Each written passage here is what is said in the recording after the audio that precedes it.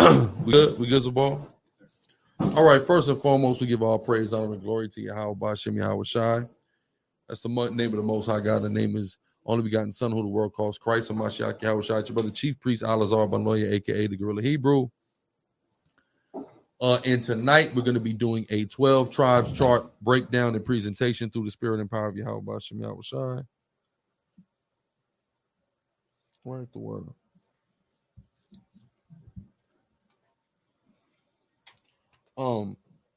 This is, kind of going to be me going into what I went into in the debate last week with Brother Garfield. That should be out soon. Regardless of whether or not you see this presentation, I implore you to make sure to watch the debate if you haven't already. It's available still for purchase on Sonetta's platform, and Sonetta will be either this weekend or next weekend be putting it out to the general public on YouTube. I implore everybody to check that out, because it's one thing to see it, but it's also a good thing to see it up against somebody trying to challenge it, so you can really see, how strong this information is and how much a naysayer really couldn't do anything to it, right? So that's important to understand. With that being said, we getting ready to get into this presentation. All praise to Yahweh Bashem Yahweh Shai. Make sure, if you're not already, y'all can join the $2 drive and become a member of the channel. Get exclusive perks, badges, emojis, etc. Right? We appreciate any and all support. We do this for the nation, also called Blacks, Hispanics, and Native Indians out there.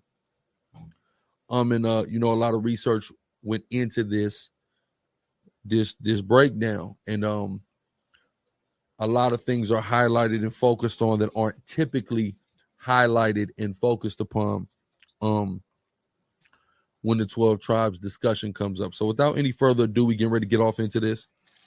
I'll do this. Okay, how we looking? Let me do this. Put myself at the bottom. And I'll press play. Let me see if this works.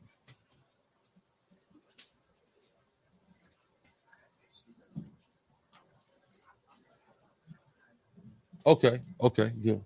This will be all right. All right. Yeah, I need silence in the room. The water. Yeah. Right. Moving forward. Right. All praise to the Most High. Right.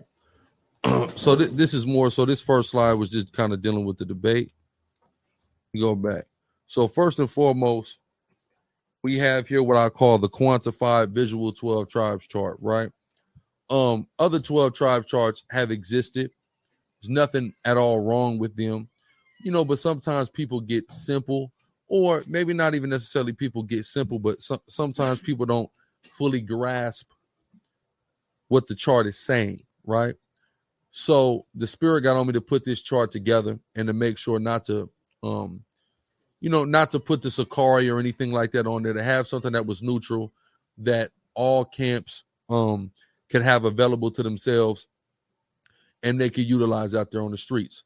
So I have, of course, the name of the tribes, the name of the people they are so called today, and some visual aids, right?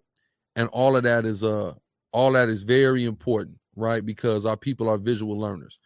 And we first and foremost also have to understand that all of these tribes here are general. This is not an absolute that every single African American is from the tribe of Judah, or every single Central American is from the tribe of Zebulun.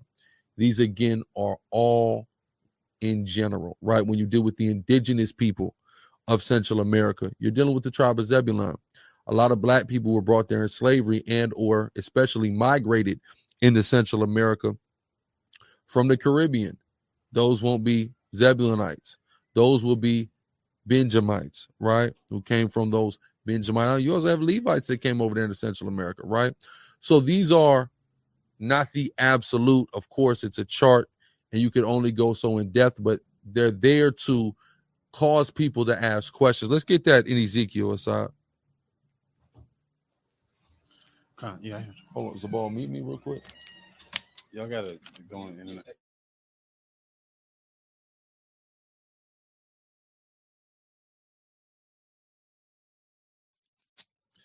This is the book of Ezekiel, chapter 37, and I will start at verse 19. It says, I'll start at verse 16. Moreover, thou son of man, take thee one stick and write upon it for Judah and for the children of Israel, his companions. Judah, Benjamin, and Levi. Read on.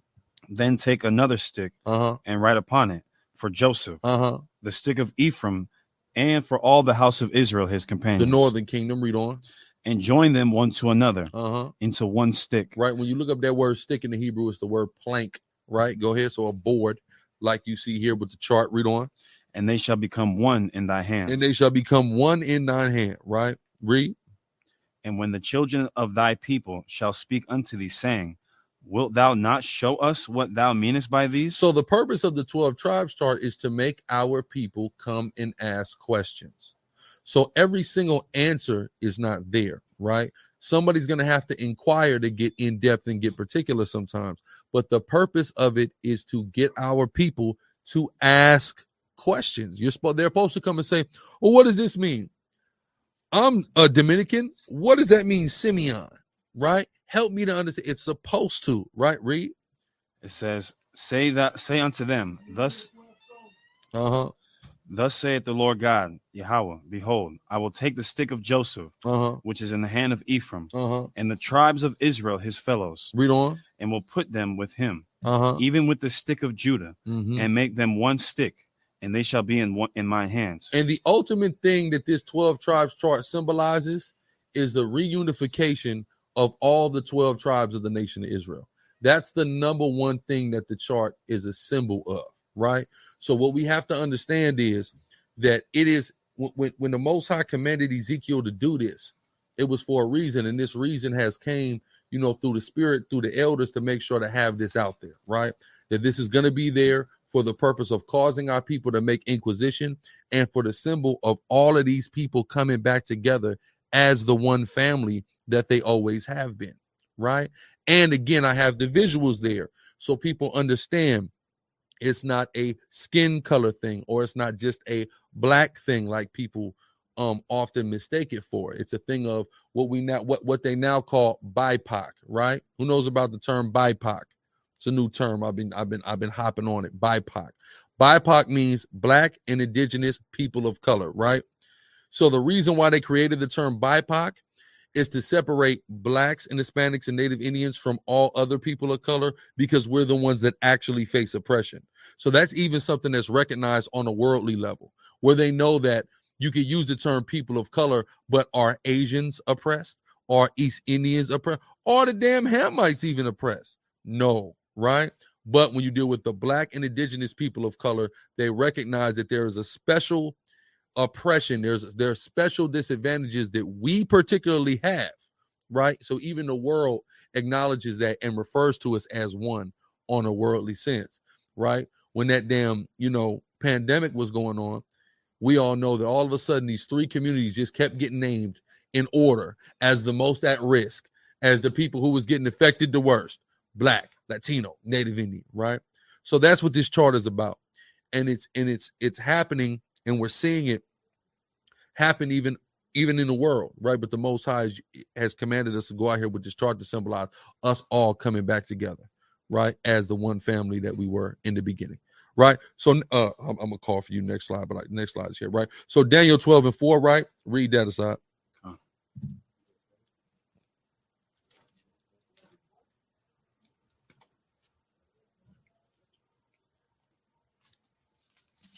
Daniel chapter 12, verse 4.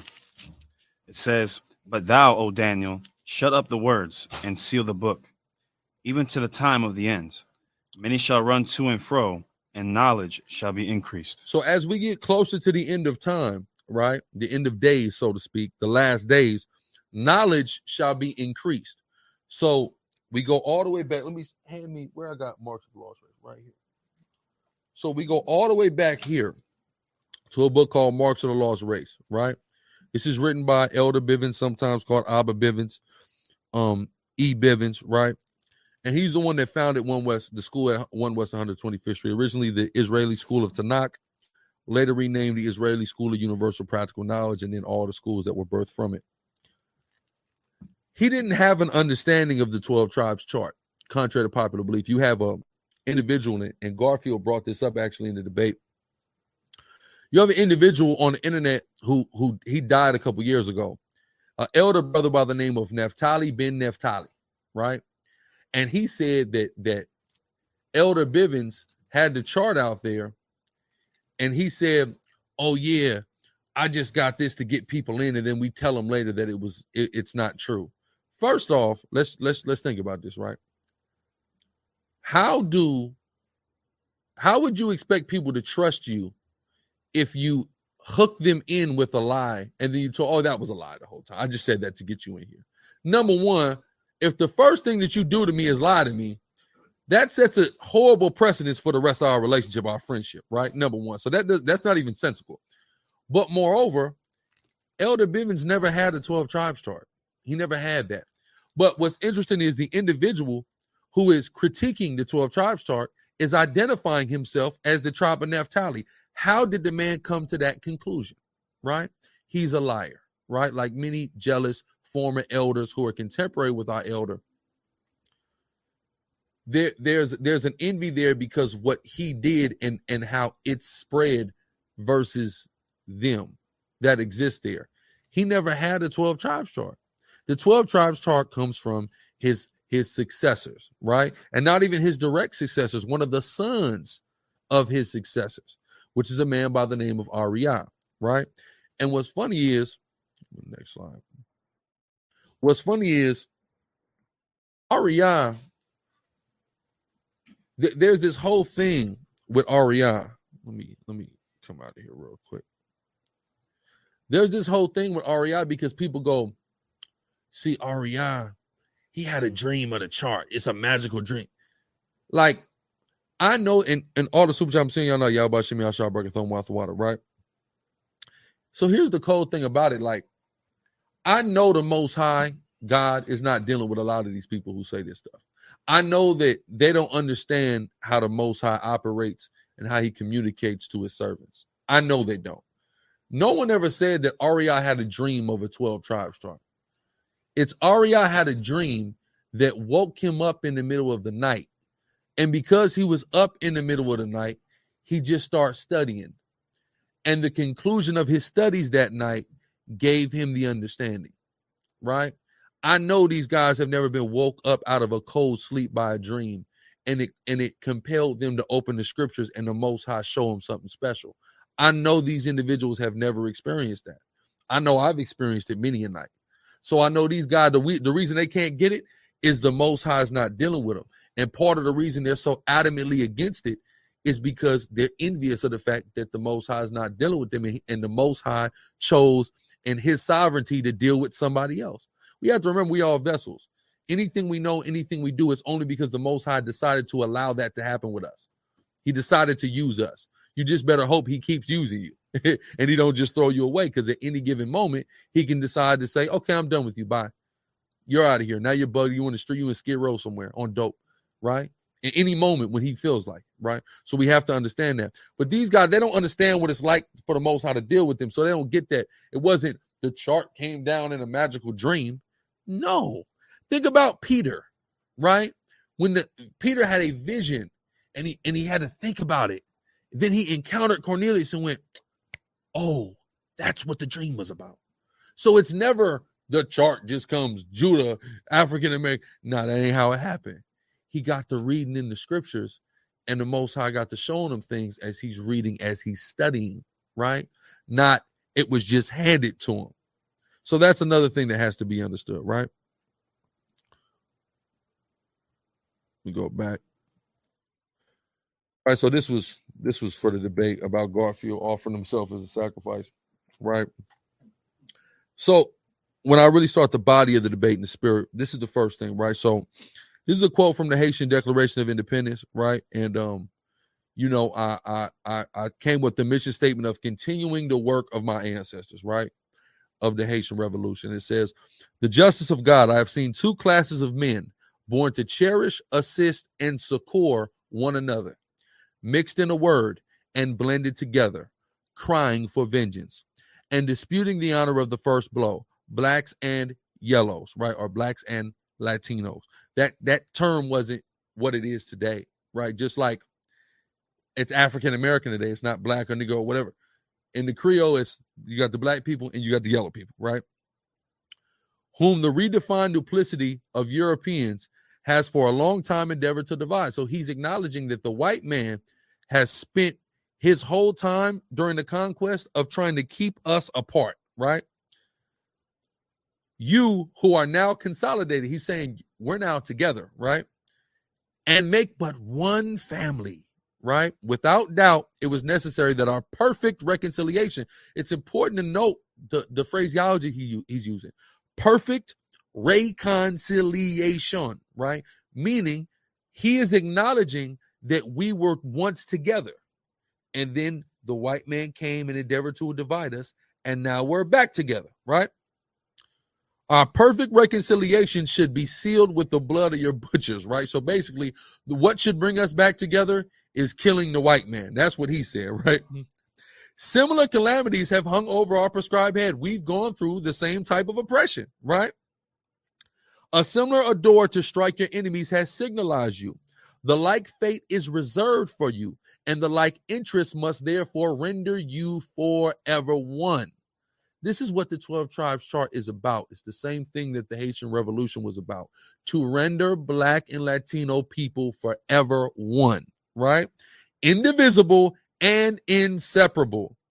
Maintain the previous concord. This is important because he's saying it outright. We were once again, well, when? The Northern Kingdom, the Latinos were just over here. And then we got brought here. So what is this previous concord he's talking about? He must be alluding to something in the past, right? Here's the interesting thing I have, and I showed this on my Instagram story in my home. I got a picture of a later emperor of Haiti, Emperor Faustin, and his wife in their coronation robes. Anybody can look this up. And they got these magnificent, glorious robes that they wearing when they're getting sworn in. Fringes on them robes. You see what I'm saying? It's important to understand this stuff because where is he getting these ideas? And then I got the justice of God part. So he's acknowledging the Most High. He's acknowledging his sanctioning of the revolution and what he's doing, right? So he's acknowledging the Most High. He's acknowledging these two people are one. We see fringes. We see things like this. So we can only conclude that there was an understanding of our ancient identity that was had by the Haitian revolutionists, right? Moving on. Maintain the previous concord, that happy harmony amongst yourself. It is the pledge of your happiness, your salvation. That's important because he's identifying the reconciliation and unification of Blacks and Latinos as salvation. And that's exactly what we read in Ezekiel 37. Read that again, Asad. Ezekiel 37.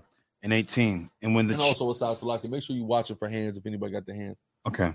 You want me to start from where I started in Ezekiel 37 or just get to the point?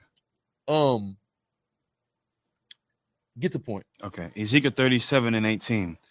And when the children of thy people shall speak unto you, saying, will you not show us what thou meanest by these? Mm-hmm. Say unto them, thus saith the Lord God, behold, I will take the stick of Joseph, which is in the hand of Ephraim, and the tribes of Israel, his fellows. The yellows, go ahead. And will put them with him, even with the stick of Judah, and make them one stick. The so-called blacks, go ahead. And they shall be one in my hands. Read on. It says, and the sticks whereon thou writest shall be in thy hand before their eyes. And say unto them, thus saith the Lord God, behold, I will take the children of Israel from among the heathen, whither they be gone. He's going to save us, right? Go ahead. And will gather them on every side, and will bring them into their own land. And I will make them one nation in the land upon the mountains of Israel. Make our salvation. We're going to be brought back together for the purpose of our salvation. So what the emperor is doing here is recognize that he's talking about that. It is the pledge of your happiness, your salvation. You will be taken from the heathen, Made one, right? Finish that. It says, and one king shall be king to them all. Who is that one king? Yahweh Shah Mashiach, who the world calls Jesus Christ.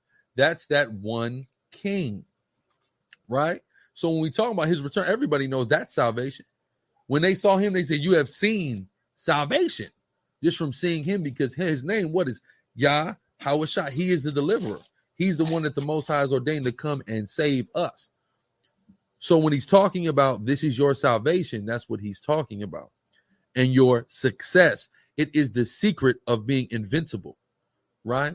The unity between so-called Black and Latino people is the secret to being invincible. This is the work of the Haitian Revolution. And I have the flags here of Colombia and Venezuela because they were a part. They were the continuity of that. And that's why their flags reflect that. Ecuador as well reflect with the yellow on top and that blue and red at the bottom to symbolize that this was that continuity of that Haitian flag being that blue and red, showing that this is the work that we sought out to do. And they got independence. You see what I'm saying? Going on to the next slide, right? So I want to go to Baruch now, 2 and 30. Go ahead, get Baruch 2 and 30 aside.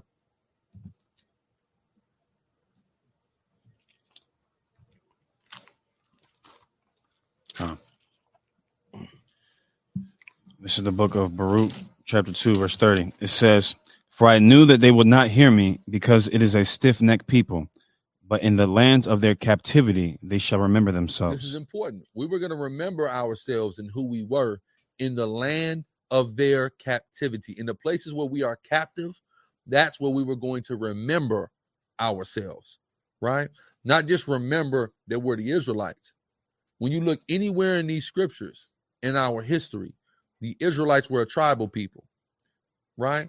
Today, Black, Latino, Native Indian people are tribal people, right?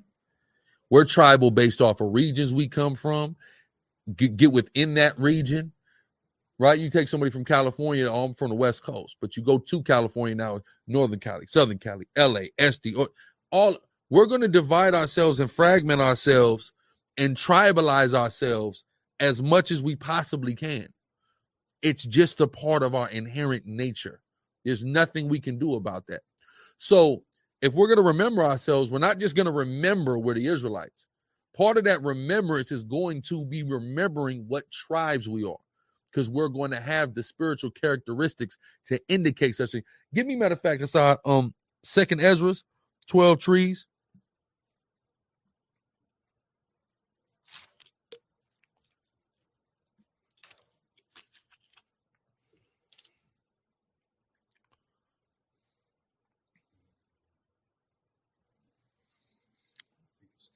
Mm-hmm.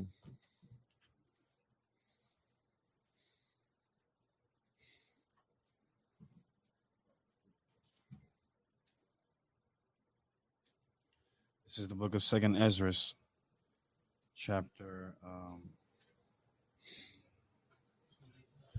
2 and 18. Yeah. 2nd Ezra 2 and 18. It says, for thy help will I send my servants Isaiah and Jeremiah, after whose counsel I have sanctified and prepared for thee 12 trees laden with diverse fruits. 12 trees laden with diverse fruits. That's the 12 tribes. Each one of the 12 tribes has a diverse fruit that makes us unique. We have the uniqueness of being peculiar and being the chosen of the Most High as Israel. But within Israel, you have 12 tribes that have diverse fruits, that have a special and peculiar culture. That's all a reflection of the Most High. But we all have our little parts and our little pieces to the puzzle. Judah, Benjamin, Levi, Simeon, Ephraim, Issachar. We all have a little bit of piece to the puzzle that makes us unique. That's the 12 trees laden with diverse fruits. Right? Go ahead. Keep going on that? No, it's not on that. All right. Right back here. Me Deuteronomy 30 and 1 to 4.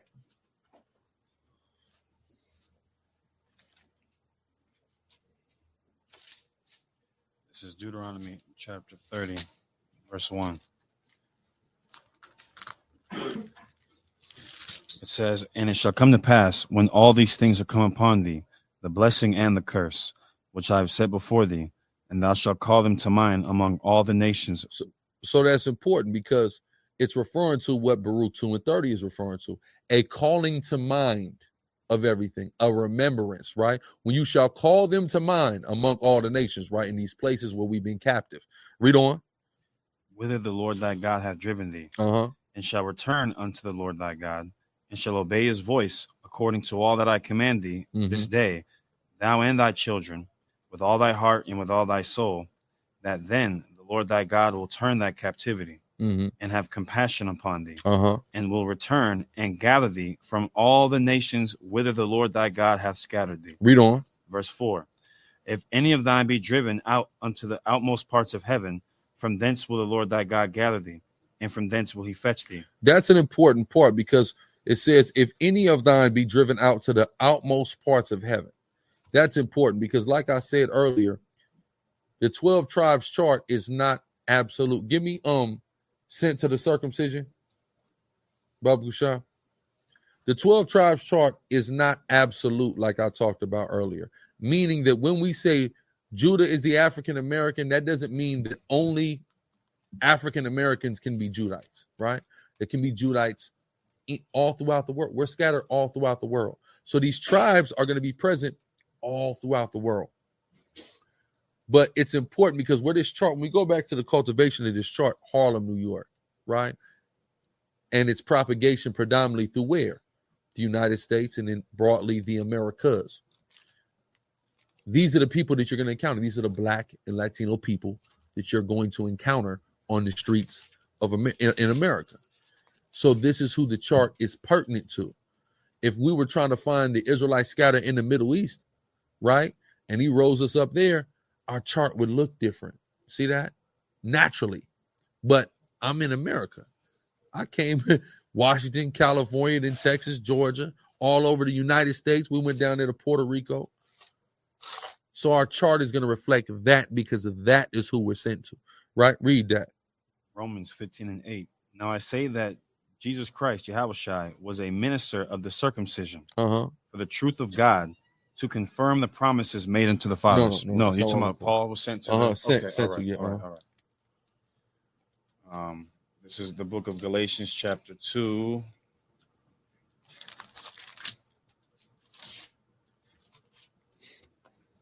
This is Galatians 2 and 7, I think. All right. Galatians chapter 2, verse 7. But contrariwise, when they saw that the gospel of the uncircumcision was committed unto me, as the gospel of the circumcision was unto Peter. As the gospel of the circumcision. So we see that Peter was sent to the Jews and Paul was sent to the quote unquote Gentiles, right? So they had different and specific audiences, and that was clear in their message, right?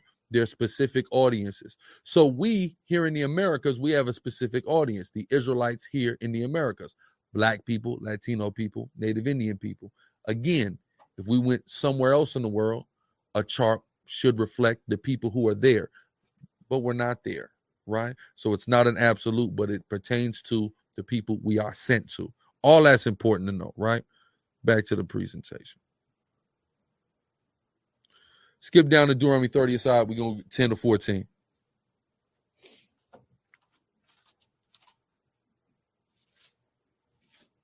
Deuteronomy chapter 30, verse 10. It says, if thou shalt hearken unto the voice of the Lord thy God, to keep his commandments and his statutes, which are written in this book of the law, and if you return unto the Lord thy God with all thy heart and with all thy soul, for this commandment which I command you this day, it is not hidden from thee, neither is it far off. It is not in heaven, that thou shouldest say, who shall go up for us to heaven, and bring it unto us, that we may hear it and do it. Neither is it beyond the sea, that thou shouldest say, who shall go over the sea for us, and bring it unto us, that we may hear it and do it. But the word is very nigh unto thee, in thy mouth and in thy heart, that thou mayest do it. It's a beautiful thing. The Most High said, when you remember yourselves, he's never going to let this Bible be far from us. He made sure we went off into all forms of manner of wickedness, right? Into all forms of idolatry and savagery and things like that, all the tribes. But he made sure that we were going to get this Bible back, that we were going to get his word back. He was going to keep it close to us so we could remember ourselves. That's important to understand, right? Hassan, get for me Ezra 2.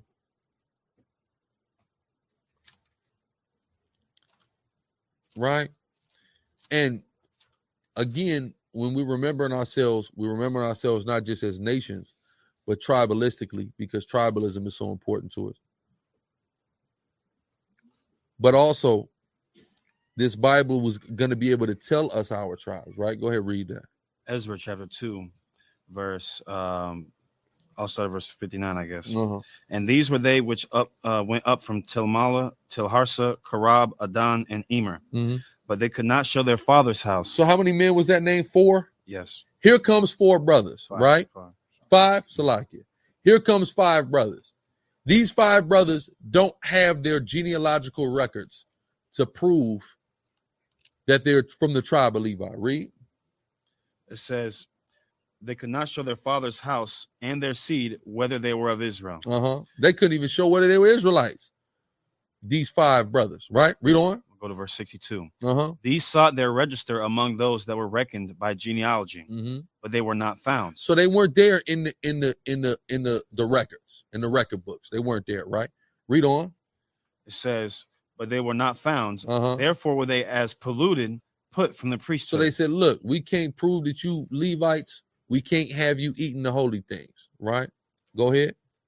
It says, and the Tershatha said unto them that they should not eat of the most holy things. They shouldn't eat of those holy things. Read on. Until there stood a priest with Urim and with Thummim. Until they stood a priest with Urim and with Thummim, right? So what the Urim and the Thummim are, they are oracles, right? When you deal with it, lights and dice that were used to cast lots, right? We would use them to cast lots in different situations.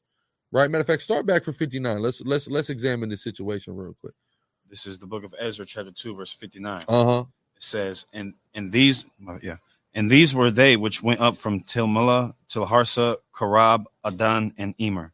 5 brothers. Go ahead.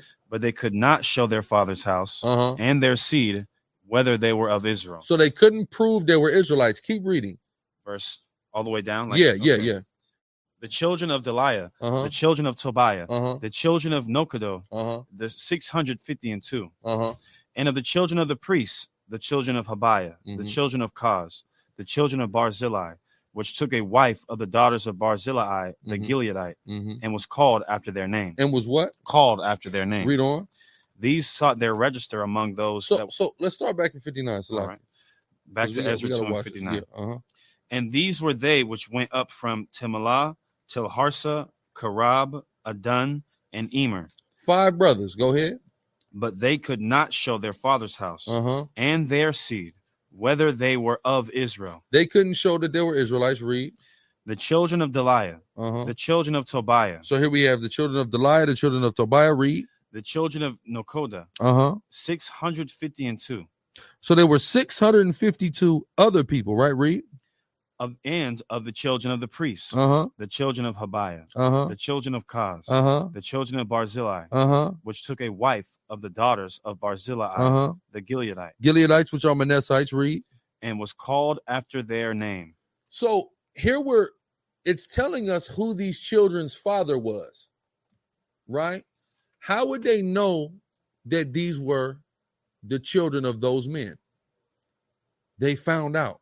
Right? Obviously, this is what's called historiographical narrative. It's written after the fact, right? So they found out, but there was a problem. They couldn't prove it.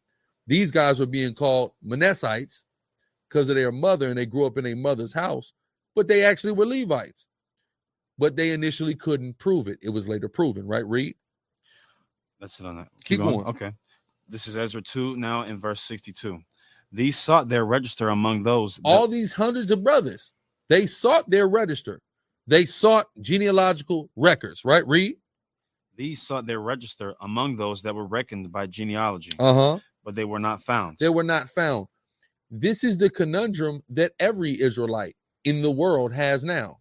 There is not a genealogical record that can substantiate anybody as an Israelite that exists today. No such record exists, right?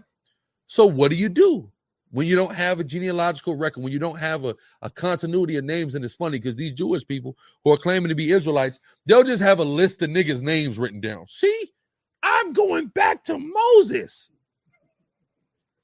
It's just niggas' name. And I could go home right now and get my college rule book and just write a gang of names down if I wanted to, right? What does that mean? That doesn't mean anything. There has to be somebody who's keeping the records, and everybody knows the Romans burnt the records. Everybody knows that. So there is no records that go back to Israel that are official, right? So what do? Right? Read. It says, but they were not found. Therefore were they as polluted, put from the priesthood. Read on. And the Tershatha said unto them that they should not eat of the most holy things till there stood up a priest with Urim and with Thummim. So when there stood up a priest with Urim and Thummim that could cast a lot to substantiate these things, now we can know who's what tribe. We don't have the records of whether or not this brother's an Israelite. Let's cast a lot to find out if a brother's an Israelite. Let's use and consult an oracle, right? So now, Sirach 33:3. Sirach 33:3. A man of understanding trusteth in the law. A man who has understanding, a man who knows something, he trusts in the law. He trusts in the Torah, right? It says, and the law is faithful unto him as an oracle. The law will be like an oracle to you. We don't have to have a Urim and a Thummim today. We don't got to roll dice today. The Most High left us information in that Torah that's going to help us to identify who's an Israelite. Deuteronomy 28, that's general. The tribes, Deuteronomy 33, Genesis 49. There's more, but all that is where we get the basis for everything.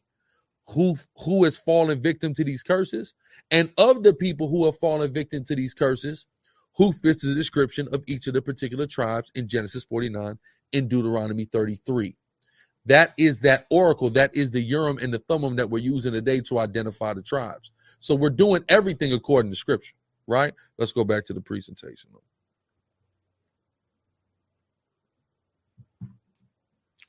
Right, Ecclesiastes 11:1, cast our bread upon many waters, for thou shalt find it after many days. And this is important because this is how we got the Bible. This is how we got the Bible. In the creation of these religions that became universal, i.e. Roman Catholicism, they became universal when they were able to hijack and misappropriate the Bible. Through that mechanism, we were able to get the Bible back. Isn't that something? Where they've taken and they've misrepresented everything about our ancestors' history, about our God, etc. But it is the vessel and the vehicle in which we receive the scriptures back. And we're raised up in these churches and these institutions, and we care so much about it, even though what they're doing in those places is not according to it. But the Most High, we got to understand how perfect and how powerful, all praise Yahweh Shem Yahushai. We have to understand how perfect and powerful the Most High is, to where he just had this book sitting in these churches that doesn't even get read. But for whatever reason, we know like this is something. It's the Bible. It's the word of God. And we know that. So in us knowing that, okay, cool. So then when we encounter a brother who can go into it and show us the truth, it clicks. Because we already put the onus on this that, oh, this is the word of God. Even though they weren't teaching the church, you find out what you've been learning in churches is BS. And the truth has been here the whole time. This is all a part of the divine plan of the Most High to bring his people back after our fall, right? Let's go. So I just wanted to highlight a few different rebellions that were inspired by the Bible, right? And when we're dealing with, the last few hundred years of our history as Black and Latino people and dealing with the oppression that we faced, when we take a look at what's at the root of all of our liberation, all of the successful types of liberation, or at least seemingly or real good attempts at liberation, the Bible is at the center. The Most High is at the center of all of it, right? Not anything else, not politics, not none of that. What's at the center of all of our true attempts at revolution is scripture, right? We've proven that with the Haitian Revolution. Then we have Nat Turner's Rebellion, which y'all see behind me, right? We have commemorated behind us. We have Duddy Bookman, who left Jamaica and went to Haiti as a Maroon, one of the Levites scattered in Jamaica, right? Started rebellions in Jamaica and then came into Haiti, right? And then Max Romeo, who, was a singer out there in Jamaica, and he was talking about that Maccabean Bible, because that's really what inspired a lot of rebellions down there in Jamaica, was the Maccabees and the Maccabean revolt that happened that you read about in the Apocrypha, right? Let's keep going.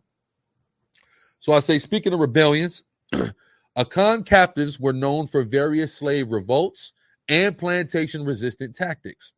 Their legacy is evident within the groups such as the Maroons of the Caribbean and South America. So the Akan people were scattered in the Caribbean and in South America, Jamaica, some in Haiti, Suriname, French Guiana, areas like that, right? And everywhere that these Akan went, they started rebellions everywhere, right? So now I have my own ancestry here, and I have this timeline established.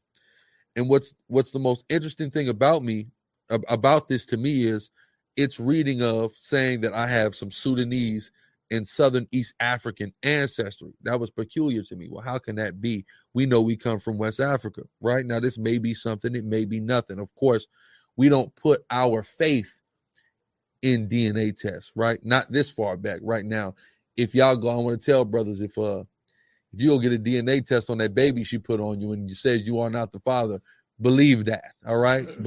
Believe that all the way. It's good to tell you that. It's not good to tell you about 1,000 years ago, 2,000. It's not good at that.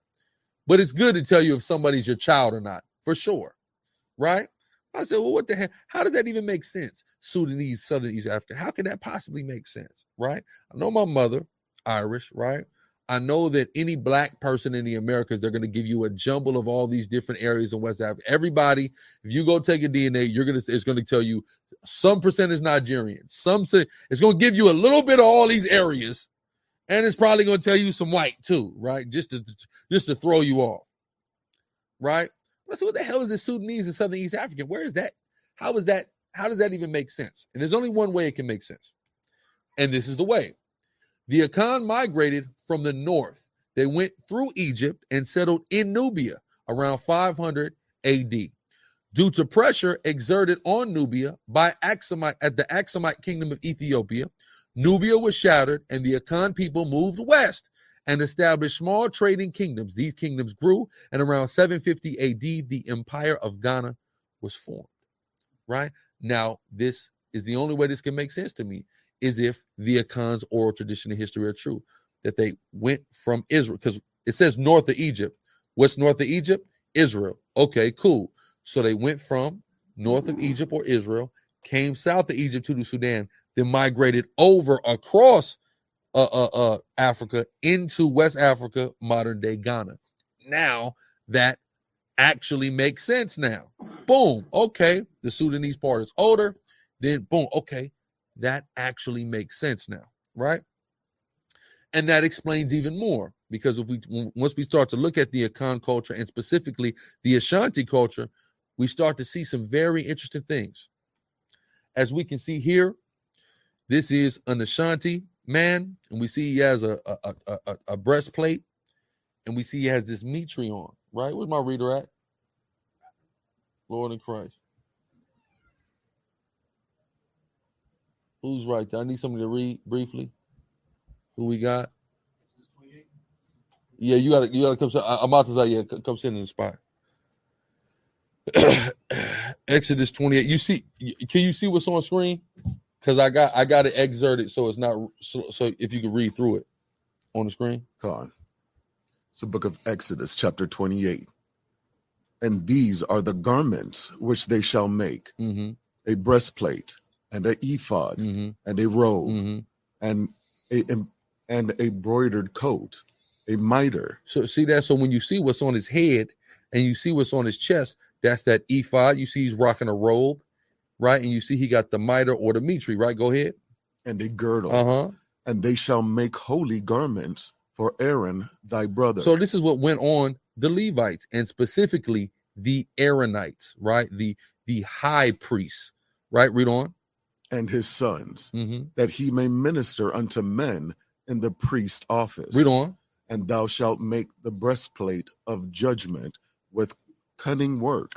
After the work of the ephod, thou shalt make it, and thou shalt set it in the setting of stones, even 4 rows of stones. So we see he got 4 rows of stones on his chest, right? Read on. And the stones shall be with the name of the children of Israel, 12 according to their names. So we see he's got something on his chest with 12 stones, right? Important. We're going to continue in Exodus 28. I need you to wait for the slide aside because I need you to read the specific excerpt I have. There we go. Go ahead. Exodus 28. A golden bell and a pomegranate. A golden bell and a pomegranate. So do we see what this Ashanti man has on? Hanging off his waistband. A golden bell and a pomegranate. Right? Read. It says, upon the hem of the robe round about, and it shall be upon Aaron to minister. So this is what the Aaronites should wear. Breastplates with them 12 tribes on it. Golden bells, pomegranate. Of course, all the Israelites are supposed to wear what? Fringes, specific head dresses, head pieces. So this is what the people, the Ashanti people who are Akan people, this is how they adorn themselves, right? And they say they came from Israel into Sudan over into Ghana. And then they were transported into the Caribbean, and everywhere they went, they kicked up dust and started rebellions, right? Interestingly enough, right? Let's read this 1 Chronicles 6:57 to 59.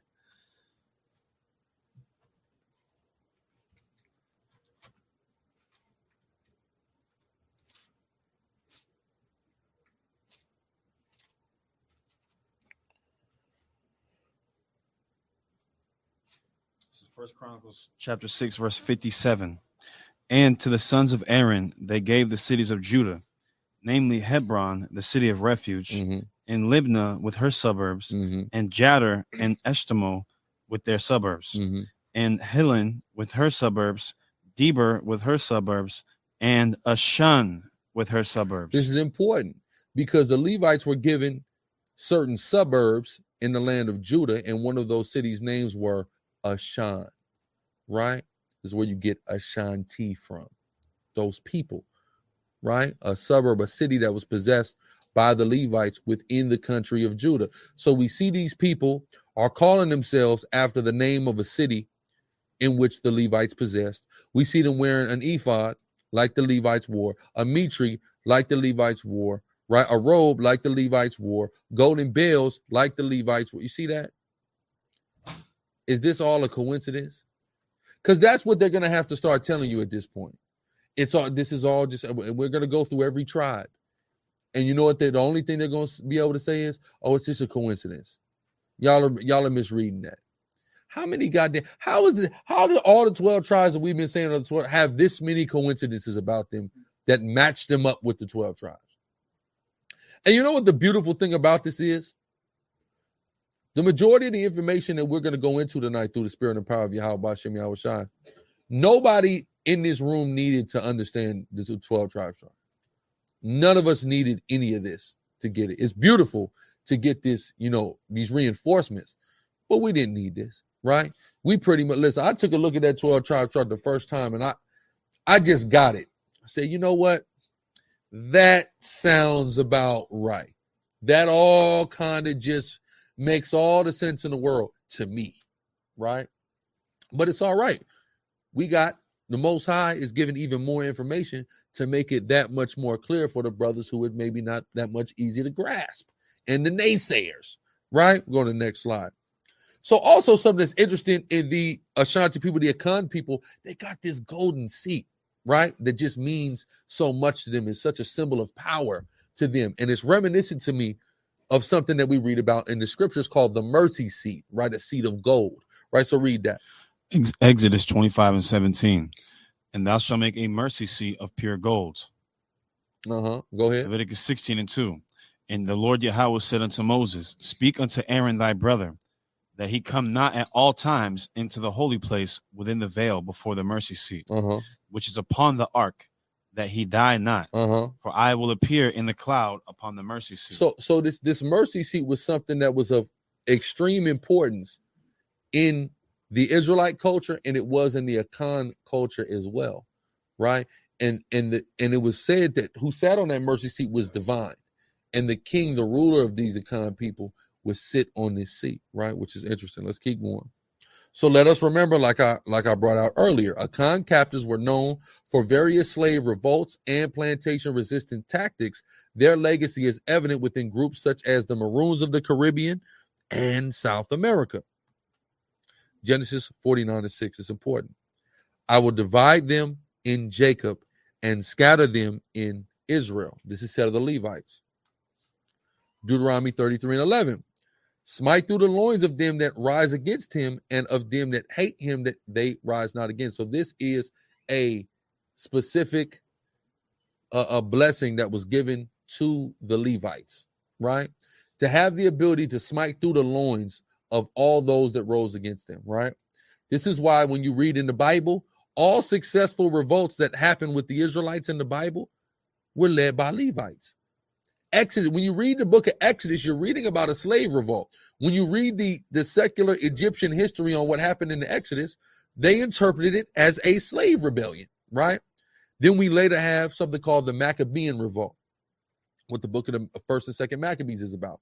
These were all led by Levites. This is all important to understand with understanding the tribe of Levi, which is what we're starting with. And I believe it's important to start with the tribe of Levi to understand the 12 tribes of Israel. It's very important to start with us. And the reason why it's important to start with us is we're the linchpin for this whole nation. We're like the centerpiece for this whole nation, right?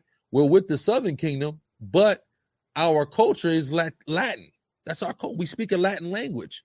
We're Catholics. You see what I'm saying? So we're the perfect synergy between the northern and the southern kingdom, and that's not by mistake. It's all by the divine design of the Most High. We're going to keep going. Now, it's interesting. So this is the term Loa, right? Also called Loa, right, are spirits in the African diasporic religion of Haitian voodoo. Modern linguists trace the etymology of Loa to the words Babaloa, which means diviner or priest. The term Loa is phonetically identical to both a French term for law or law, right? When you L-O-I is like law. Who anybody in here ever watch hockey? Right? There's a top hockey guy back in the day named Patrick Waugh, right? Patrick Waugh's name is spelled R-O-I, right? So when you see L-O-I here, law in the French, it's the same, it's law, right? And the Haitian term for law, right? So that's what the term Loa is etymologically tracked to, right? So when you deal with what a Loa is, it's like the go-between between God and men, right? Very important to understand. So the Hebrew word Levi or Loya means joined to God. The Loa are said to be intermediaries for men and God, right? The Levites are the priest of God, and as priests made intercession for men to God, intermediaries, right? So this concept is alive and well in Haitian voodoo, and we can see its Hebraic root. Babaloa means priest. The term Levi or Loya, the tribe of priests, etymologically goes back to the Hebrew word Loa. See Strong's 3867. So this word that's present in Haitian voodoo that symbolizes somebody who goes between men and God is a very much Hebrew word that indicates the tribe of Levi, whom we are, right? Loa is interchangeable with the Creole and French words for law. The Levites taught and enforced the law of God, right? So we can see here, is this all a coincidence? The same people who say they came from Israel, who start slave rebellions, who wear ephods, who wear fringes, who wear golden bells, right? Who sit on mercy seats, right? Are the intermediaries between God and men and give the law, right? Am I to say that this is all a coincidence? I'm supposed to just dismiss all of these dots from being connected. That's what somebody will have you thinking and believing, right? But we know better than that, right? Through the spirit and power of Yahweh Shem Yahushua, that is, right? Genesis 49:6. I will divide them in Jacob, and I will scatter them in Israel. We're revisiting this. It's important. This is Israel and Jacob, Black people, Latino people, Native Indian people. Let's take a look at this article on the Haitian diaspora. Haiti has a sizable diaspora present majority in the United States, Dominican Republic, Cuba, Canada, France, including its French Caribbean territories, the Bahamas, Brazil, and Chile. They also live in other countries like Belgium, Turks and Caicos, Mexico, Puerto Rico, and the United States Virgin Islands, among others. Rapidly emerging Haitian populations have been popping up in Colombia, Panama, Costa Rica, Argentina, Jamaica, Barbados, Guyana, and Trinidad and Tobago, among other places. Interesting. So, where are there a very notable presence of the Haitian diaspora? The United States, Dominican Republic, Cuba, all of these different islands, Brazil and Colombia, Argentina and Chile, Mexico, Puerto Rico, Panama, and Costa Rica. Interesting. In the United States, we have Judah, Gad, Reuben. Right, let's count. Judah, Gad, Reuben in the U.S., right? Simeon in the D.R., Manasseh in Cuba, right? The Bahamas and all them islands, Benjamin. Brazil and Colombia, Asher. Argentina and Chile, Naphtali. Mexico, Issachar. Puerto Rico, Ephraim. And then Panama and Costa Rica, Zebulon, right? 11 plus 1 is what? 12. So this 12 or this Levi or these Haitians are scattered in every single one of the 12 tribes. Remember, I will divide them in Jacob. I will scatter them in Israel. What other group of people is scattered amongst every single group of these people that we're talking about here? And that's really how you bring that tribe, bring that whole chart together right there. Look at proving who the Levites are. That's why I started there. And then let's take a look at where are they? Oh, they're in amongst all these other people that we say are the tribes of Israel. Right?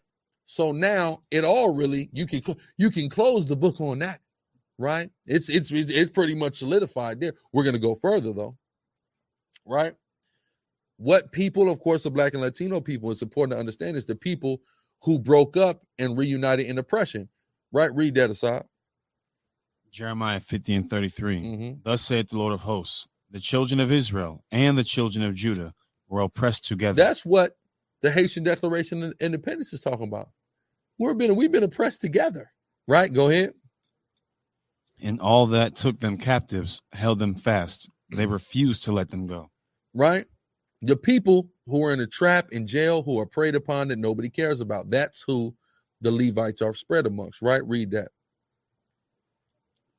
Isaiah 42 and 22. But this is a people robbed and spoiled. Read on. They are all of them snared in holes. In a trap. Go ahead. And they are hid in prison houses. In jail. Who are the top people in jail? We already know. Read. They are for and this was crazy. America has what? The most prisoners out of any country in the world. And who are the majority of those prisoners? Black and Latino people, right? Read. It says, they are for a prey and none deliver. That's important. We are preyed upon and nobody comes to save us. Brothers is catching 60 slugs out here in the street by the police. Kids is getting put in cages. None delivereth. No one cares, right? Read on. For a spoil, read. And none say restore. Nobody is begging and pleading for any restoration or anything to happen good for our people, right? Let's keep going. The people whose enemies conspire against them and want to exterminate them. Read that Psalm 83. This is Psalm. Oh, is it on the screen or? It's coming. Okay. Psalm 83 and 3. They have taken crafty counsel against thy people and consulted against thy hidden ones. They have said, come and let us cut them off from being a nation, that the name of Israel may be no more in remembrance. We have to understand that there is a conspiracy against all of these people. Let's go backwards, right? Who in here watches a show called Snowfall? Watch Snowfall, right? Who knows who Snowfall is stolen from? Whose actual life Snowfall is stolen from? Who? Freeway Ricky Ross, right? Who, as a black person, had a state-sponsored drug racket sponsored by the CIA and Central American drug cartels, and it all had to do with Iran, coincidentally enough, the Iran-Contras. And they let them sell dope so they could fund a war in Central America against communism, right? That's a part of a conspiracy because we see what cocaine and crack cocaine have done to our communities. How many years? I mean, we got Joe Biden. Remember Joe Biden, he had just a little bit of crack rock. Tell me, I want to give a nigga 5 years for this little bit of crack rock. Who's seen his son recently smoking crack? Can I get 5 years? I needed to get 5 years. Can we lock his ass up, please? So, Lord in Christ, right? It's 5 years for each one that's the size of a quarter. And there was like each rob 9 of them. Let's throw the book at him. Yeah. He won't do a day. He won't even check into rehab, this devil, right? But we know what that's because it's a conspiracy. It's about us. It's not about anybody else in the world but us. We have that conspiracy. There is a concerted effort from other groups of people to come against us, to destroy us, right? And that's evident. It's not, if you can't see that, when you can't see that, what you're saying is we're just dumb. When you can't acknowledge that Black and Latino people have a conspiracy against them, what you're saying is Black and Latino people are just generally stupid, brutish. We just can't seem to just figure it out, right? That's what you have to say, because there's no other reason why we'd be in this position unless you just believe we're just dumb. But you have to know we're not dumb, because when we go back to Isaiah 42 and 22, right? It says we're hidden prison houses, right? You go to prisons and you see the type of inventions that our people make up in the goddamn jail. How ingenuitive a nigga can just get in jail. You go, no, we can't be stupid, can we? Look at what we can invent with limited resources. We can't be stupid. What is it? Oh no, it's you're fighting the whole world. The whole world is against you. The whole world wants you to just not succeed. That's the plan, right? It's a conspiracy. Not just that type of conspiracy. This is a conspiracy. They don't even want our babies to be born. Exodus 1:16, just like in ancient Egypt, they wanted us to die, right? That's why you got all these people. Our people are outraged about the overturning of the Roe versus Wade decision. Our people are outraged, right? And we know they didn't do it for our people's benefit, but they had to pick the lesser of two evils. They're dying. They said, we got to figure this out. We're dying. We got to get a hold of this. If this means there's going to be a few more niggas and spics, well, then okay. We're just going to have to accept it. They're making babies. We can't stop them from making no damn babies. No way, right? So it's important to understand that. And it's funny. I remember I did that video towards Dr.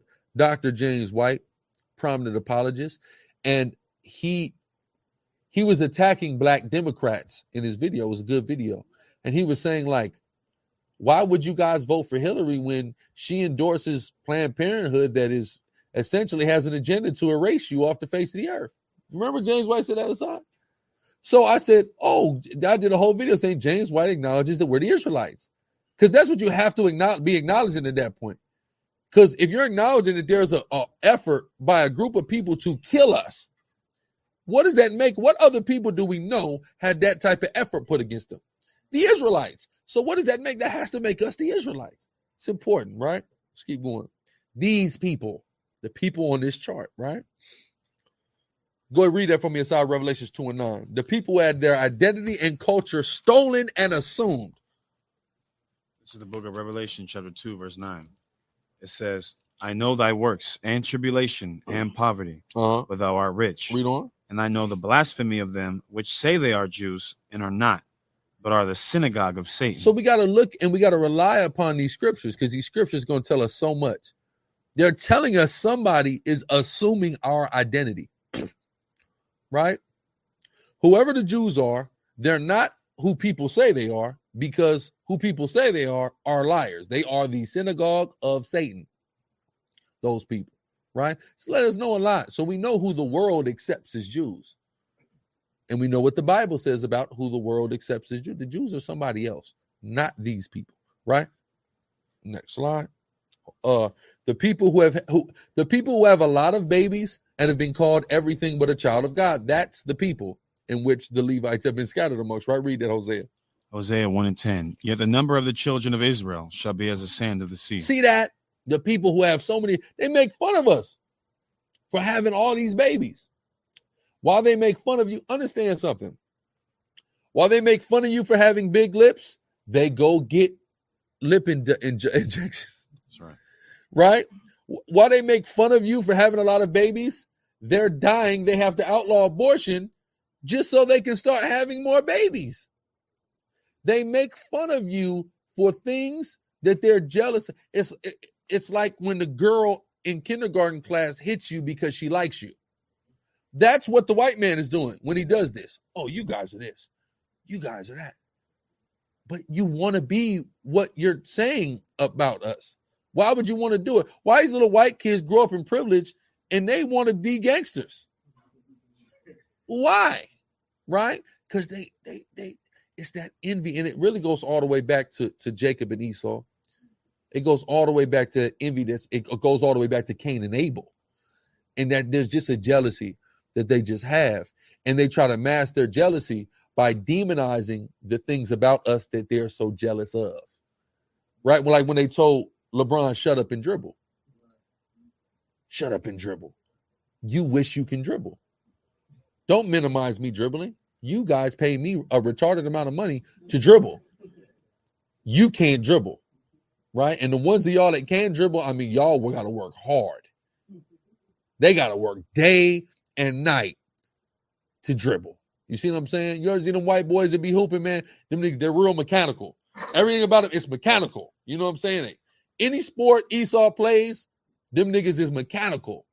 With our people, you just kind of went out there. You know what I'm saying? And it just kind of happened. You know what I'm saying? You were just like, yeah, you know, you get tuned up or whatever. Ariella. Joel Embiid started playing basketball like maybe like 10 years ago. Something like that. Top guy in the NBA. Just get a nigga the ball. You see what I'm saying? See how that works? Now you are. You ever see that movie 43? 43, no. Yeah, so it was like they had this scene where they was talking about the first high school black basketball team to play the white basketball team. Yeah. Murder. Yeah. And like they had Terrence Howard was playing the coach, and he was like, bro, as long as y'all out on the court, you gonna win. Yeah. Right. Just get out there. Yeah, like, y'all ain't never seen that video where it's old ass black and white and the brother's crossing it's a court full of white boy. He's crossing everybody up. Nate Archibald. I think. Yeah, it's Nate Archibald, and it says why racism started. I'm talking about the whole. It was cold, but everything they make fun of us for is what they wish they can do. Right? Yet the number of the children of Israel shall be at the sand of the sea. You can't tell me how many blacks and Latinos there is. There's not a number. How many? To first off, you're talking about a group of people that will purposely lie that will avoid the Census Bureau. Just avoid them. Who's coming? Hey, who remember the wash? Who that calling it? The Census Bureau. The Census Bureau. Right? He said, no, I ain't even here. Niggas start saying that. I ain't even here. Yeah. Right? Then forget about all the other Judah, Benjamin on down. We definitely not going to tell you how many people, because somebody's not supposed to be here. You see what I'm saying? Somebody is like, he ain't even, that nigga, he got to leave. You know what I'm saying? When certain people come around. Somebody's not even supposed to be here. Right? So there's no really way you can number all of these black and Latino people. Good luck. Right? Go ahead. It says, which cannot be measured nor numbered. And it shall come to pass that in the place where it will sit unto them, you are not my people. We were told we are not. Our name changes constantly. Right? Like I said, when the Haitian Declaration of Independence is being wrote 1804, Latinos are being called yellows. Now comes Latino. Now comes Hispanic. You remember them shirts? I'm the one. You should remember this. You remember the shirts when it would say like not Hispanic, not Mexican, Chicano. You remember that? Remember that shirt? Man, I remember Issachar used to be coming to school wearing that shirt. You see what I'm saying? All these names, right? What does it all mean? We're just being called. Our name is just changing constantly. You see what I'm saying? Negro, colored, black, African American. Now they're trying to change Northern Kingdom to Latinx. What is that about? Just totally defy the Spanish language. Where is this X coming in? Okay, everybody knows if we're talking about plural, it's masculine.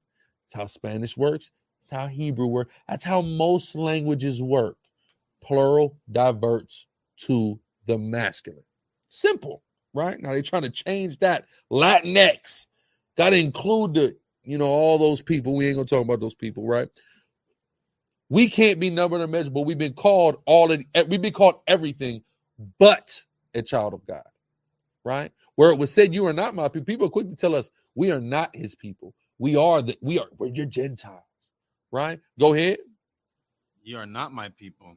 There shall be said unto them, you are the sons of the living God." So the men that would be on the streets with Bibles with these 12 tribes charts are here to say, "What's your father? Mexican. You're a child of the living God. What's your father? I'm black. You're a son of the living God. What's your father? I'm Dominican. You're a son of the living God." See that? This is all the fulfillment of prophecy that everybody just hates so much. The fulfillment of prophecy, of God's word coming true through the Spirit, right? Go ahead. Oh, no, I'm telling you to go ahead. Next slide, right? The people who have a lot of, it's another one, a lot of babies and be called everything but a child of God, Deuteronomy 28:37. Waiting on it. Deuteronomy 28:37. "And thou shalt become an astonishment, a proverb, and a byword among all nations, whither the Lord shall lead thee." See that? And that's a part of it as well, that we would become an astonishment, a proverb, and a byword. Everybody would have something to say about us. Everybody would have a racial joke. Do you know, I was younger, I didn't believe that Mexico had a Olympic team. Does anybody know why? Y'all ain't never heard that joke? Everybody who could run, swim, and jump left the country. I remember when somebody said that, I said, "Oh damn, Mexico just don't have an Olympic team." Like I knew that wasn't real, that everybody that could run, swim, and jump, but I thought like, oh, literally Mexico just didn't have an Olympic team, and then people made this joke about it. Just because of that joke. That's that proverb. That's that byword that exists about our people. And there's a trillion more. You can just go on the internet to a racist joke database, and you'll see there are so many things to say about Black and Latino and Native Indian people. You get different groups of white people, couple, here and there. Not that bad, right? But with us, there's just all kind of stuff to say. We shall be a proverb and a byword. And it says, "Thou shalt become an astonishment." Who's seen hood vlogs, right? They got them all over YouTube now. Different people do hood vlogs. Do you know why hood vlogs are so popular? Because people are astonished to look at how we live. They want to see what South Central looks like, what East LA looks like. They want to see what Atlanta looks like, Miami. They want to see what all of this stuff looks like. So all the heathens could just look and go, wow. They're astonished. Kashab. I don't know if it's the same thing, the dude that just drives around the hoods at night and it's like, oh, you don't get out the car, you're just in the truck. Yeah, certain dudes do that, but you got other guys that now they're hopping out and they're actually interacting. They might know somebody in this neighborhood. We finna go over there. It's a dude, Eastern European dude. He really got the channel Hood Vlogs. He's an Eastern European dude, moved to America. And bro, you'll see him all throughout LA in different videos and different in black hoods, just kicking it and just showing people. And he get us stupid numbers because people are astonished to see how we live, how we operate, right? People want to see the little kids, how the little kids ain't got a goddamn thing, but for some reason they're just smiling and happy and playing. Ariella. That's why hip hop is the number one selling in the world. In the whole world, and has been for a solid 20 years with no sign of letting up, because it is astonishing to these people to see us, to behold. Is Cap in the building? Where's Cap at? He outside? I have no idea. He's in the building. He's in the back, right? See, if y'all can get Cap for me, just briefly. Huh? Yes, sir.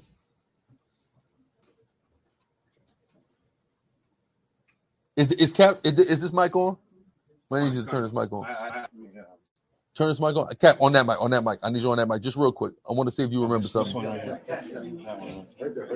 Write it down. That's a mic. Yes. Real quick, Captain. So remember. Testing. Can they hear me? Remember a time ago, they should be able to hear you. Remember a lifetime ago, you once drove Uber, right, and Lyft, right? Yes, sir. I was a 5-star rated. He was a 5-star rating, and y'all bet never get that twisted or misconstrued, right? So, Cap, during that time, remember you picked up them Canadians? Remember you picked up the Canadians and they was asking you about Mexicans? You remember that?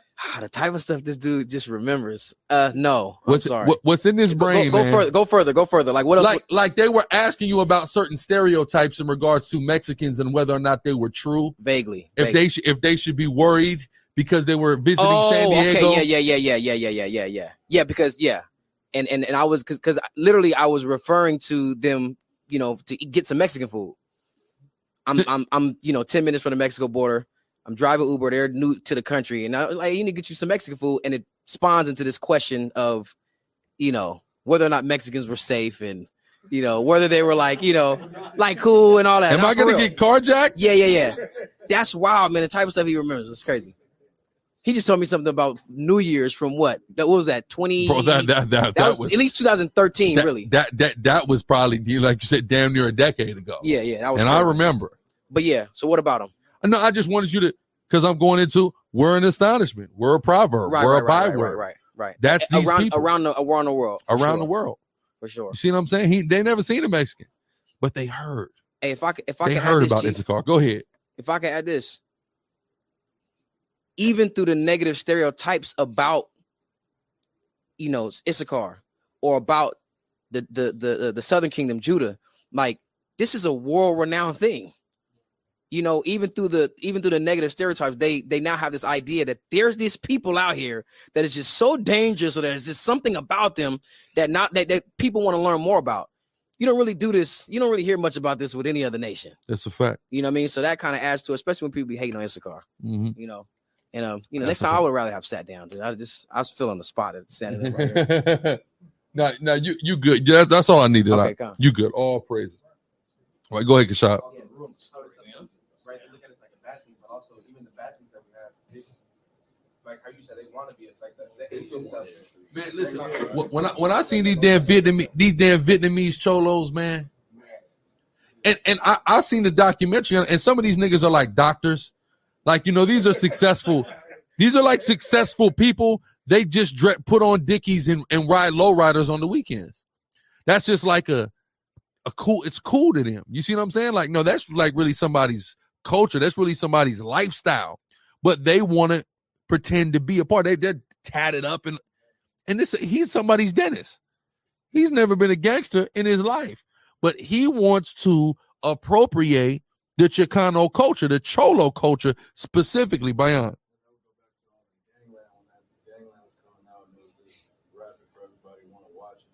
Everybody wanted to watch Gangland. They wanted to hear about the different black gangs. Come on, when they put them white boys on there, man, I skip that episode. I don't want to hear about the Hells Angels. Whatever. Can we find out about the Mongols? Go ahead. It's crazy now because even our own people who, like Steven Jackson, the NBA player, yeah, he just went to O-Block, yeah. He didn't go visit Israelites and take pictures, but he wanted to go to O-Block to show I'm about that life. And it's so crazy because here Steven Jackson is a whole grown Muslim, and you want to show you're down by just popping up in the Oba. Like, are you spreading the positivity of the Islamic religion in O-Block? But wait a minute, even if you were, the dude who's putting all the guns in O-Block, rapping about all the crimes of O-Block, is a Muslim, just got Allah Akbar tattooed on his thighs. Pause to the thigh tat. Lil Durk just got the thigh tat, Allah Akbar, on his thighs. And he's rapping about all the murders. Is that not haram? Assad, is that haram? I think that's haram if you ask me, right? But see that? So, but it's astonishing. Our people are just astonishing to where people will, I want to get out the hood. I want to get out of this. I want to get out of that. And then you get out. Like, who's seen Cardi B? Would she be having breakdowns on Twitter sometimes? She just said, I just want to go back to the projects. I just wish I was back in the projects. Everything was just simpler. Everything was just better for me before I became one of the most famous people in the world. Before I got all these millions, I just was cool in the jacks. Right? Go ahead. And even when we go past that, like you got the hood vlogs that are going international, going to a lot of Latin American countries and things like that.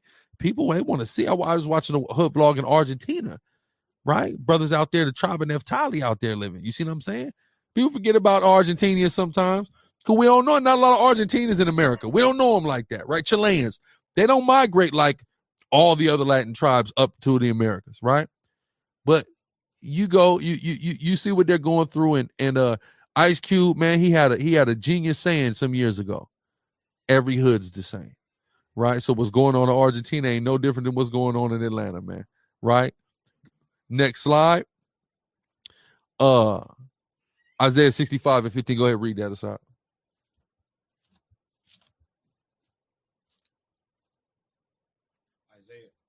Isaiah 65:15. And ye shall leave your name for a curse unto my chosen. Uh-huh. For the Lord, go ahead. For the Lord God shall slay thee and call his servants by another name. So we were going to leave our name. So we don't call ourselves Israelites, but the Most High had it to where there was enough breadcrumbs, like we just demonstrated with the tribe of Levi. There's enough breadcrumbs to come to a conclusion on not only who the Israelites are in general, but who the tribe of Levi was. And the rest of the tribes as we're going to get to, but we just have only covered the tribe of Levi so far, right? Those breadcrumbs are there. We've demonstrated all those breadcrumbs that prove the so-called Haitian and other people. We got to understand, because Haiti is really the hub of the tribe of Levi. We're scattered elsewhere, right? When you start dealing with Martinique, Guadeloupe, it's a lot of us in St. Lucia, a lot of us in Trinidad, a lot of us in Cuba, a lot of us Suriname, French Guyana, etc., the Louisiana Creoles. We're all over. When you actually study, the Cuban link is the most famous chain right now everybody's wearing. But where that Cuban link come from is we was revolting so much when they were transporting us to Cuba that they had to go make some special chains that were stronger to try to keep us subdued. A lot of people don't know that, but they rocking the Cuban chain, right? Levi, the one that made that even exist, right? I'll be on the internet just looking at where you at? Right there. That's you. Can right you hear me? I'll be on the internet, bro, looking how they make the Cuban link chain. Mm-hmm. It's like a pre-twisted chain. Mm-hmm. Because any other link is it's linked this way. Yeah, you got to get a cast. Yeah, so a Cuban, cast. they twist it. Mm-hmm. That's why it's flat like that, and then they reinforce it that way. So it's almost like when we probably just being so strong, Mm-hmm. and we was able to just snap it. It's like, nah, it's already pre-twisted, and then we reinforce it there. This thing is strong. Uh-huh. I didn't know that. Yeah. And when you just broke it down, and me knowing how they make it, it's like that's weird. Mm-hmm. It's cold. They got a reinforced chain. They had to really do it. They had to really do it like that because we had that blessing of being able to get that liberation, unlike the rest of the tribe. That's why they had to make a special goddamn chain to keep a nigga in line. You see what I'm saying? But like it says here, we were going to leave our name for a curse. So now we call ourselves all this stuff that means nothing. All these meaningless names that we have on us. We left our name for a curse. When you deal with, number one, let's just start with the name of our forefather Jacob. This was changed to Israel. He is a prince of God. He is the upright of God. It's important. That's a powerful name. We left that for a curse. Nayar. I was watching that video that Cap had recently when he was out in New York. Uh-huh. I think where the Judite brother said that like he was a real nigga. Uh-huh. And I was like, bro, like you don't even know what you're talking about. That's all we got. Yeah. That's what we proud about, being a real nigga. And then a lot of us don't even know what nigga means. It just means black. And it's funny, like, if you take a look at the Spanish language, right? When you deal with the word negro, right? Black, just black, right? But when you deal with somebody who's dark skinned, that's not the word. Moreno, it's not negro. You see what I'm saying? So even negro even does not indicate anything alive at all. You see what I'm saying? But here we are, and this is what we have, and we've taken pride in that. We left our name for a curse, and now we're being cut in half. He shall call his servants by another name. So whoever the Israelites are not going to be being called the Israelites wherever they are. That's another indicator. What's crazy to me is how somebody can purport to believe in the Bible and conclude anything outside of the Israelites are not whoever is claiming to be the Israel. Like, if you're a Christian, you're supposed to look at the Jews and go, you guys can't be them because of everything that's in it. But instead they go, no, that is them. You niggas are lying. Hey, you remember when that white man yelled at me across the street in City Heights? Yes. That nigger's lying. That nigger's lying. Yes. Right? That was I said, just across, that nigger's lying. That's how they feel. That was great, right? Listen, I'm talking about perfect timing too. Like, On point. Right? And we left our name for that. Now we're being called by other names. So that's why when we out there, we're not out there saying you Judites, you Benjamites, you Levites. We're out there saying you so-called black people, Latino people, Native Indian people. That's what we're saying, because that's what we got. That's what the Most High is called. We've left our name for a curse, so now we got to be called by these names. Because if I say, "Hey, Judah," you ain't gonna he ain't gonna know what I'm talking about. You just keep walking. I don't know who Judah is, nigga. My name is Mark. You know what I'm saying? Who is Judah? You see what I'm saying? So you so-called black people. Okay, well they call me black. All right, cool. You see what I'm saying? That's how that work, right? That's why we have to now call these things to mind. In the places that we took on the curse instead of a name. What's up with this green cord? If that's plugged in, that's fine, because we're not even using that. The green cord is plugged into this. To what? No, that's not the green. No, the highlighter, the neon cord, the neon power cord. Nah, it ain't gonna fit on there. There we go. It's free. Right. What unplugged? Nothing? It wasn't nothing plugged in? Okay. Slack. It's under here. Go under. No.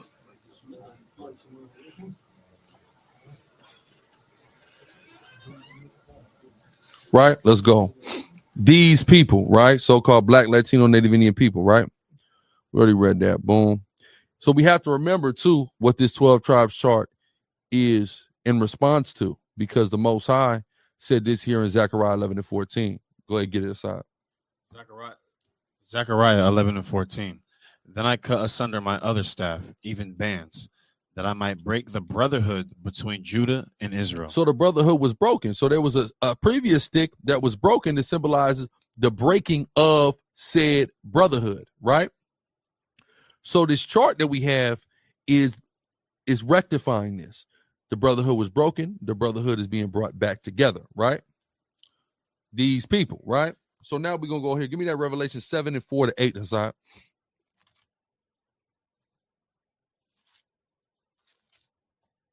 Revelation 7:4. And I heard the number of them which were sealed, and there were sealed 144,000 of all the tribes of the children of Israel. So this in the last days when we're dealing with deliverance, right?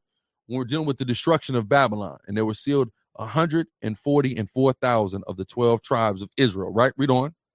Of the tribe of Judah were sealed 12,000. Judah, read. Of the tribe of Reuben were sealed 12,000. Read on. Gad were sealed 12,000. And it's going to go on and on for all 12 tribes, right? But if you read this, you'll notice the tribes are listed in a very specific sequence, right? Notice how in verse 5, Judah, Gad, and Reuben are mentioned together, and they all happen to be next to one another in the United States. In verse 6, Asher and Naphtali are mentioned together, and they both happen to be next to each other in South America. In verse 6 and 7, Manasseh, Simeon, and Levi are all mentioned together, and Cuba and Hispaniola are their own respective closest neighboring islands.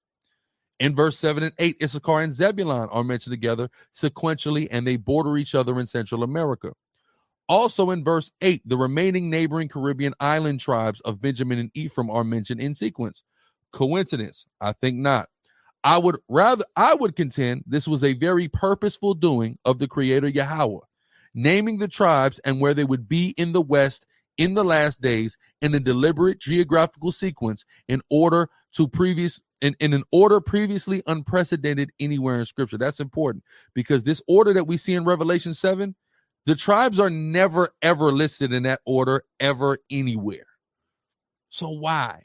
We're dealing with Revelation, we're dealing with end times, we're dealing with the return of Yahweh Shah, we're dealing with the destruction of Babylon, and we're dealing with the specific order of these tribes. Now, when the Most High showed this to me years ago, I remember I brought it out. I remember the first time I brought it out was in San Diego. I don't even know if you was there yet, Cap. I remember the first time I brought it out was saying, I know Amawanda Posh was definitely there. Not you, Amawanda Posh, the old Amawanda Posh. Right? Not the new and improved Amawanda Posh. The Ephraimite Amawanda Posh. I brought it out there in the spirit. And then I talked about it years after that on the video. And then Elder Benyamin. And if anybody's ever watched the the old 12 tribes breakdown. That's Elder Benjamin of House of David and Bishop Nathaniel from IUIC. So Elder Ben, he came on my comment board and he said in 99 or 2000, a brother wrote a 10 to 15 page paper on the, he saw it then and wrote a paper about, of course, videos and things like that weren't popular like they are now. But he wrote a paper about it. He said, yeah. And he said that was the first brother who he ever heard of bring that part out of Revelation 7, got all of the tribes listed where they are. Was interesting because this wasn't a part of REI's breakdown. And I don't mean to say that to say, oh, look, the Lord gave me a revelation. I looked at to say, look at the Lord, how he kind of cemented the 12 tribes breakdown at the end of the book like that. He kind of really put the nail in it through the Spirit of the Most High, right? So now we're going to go, of course, Genesis 49:5, right? Read that aside.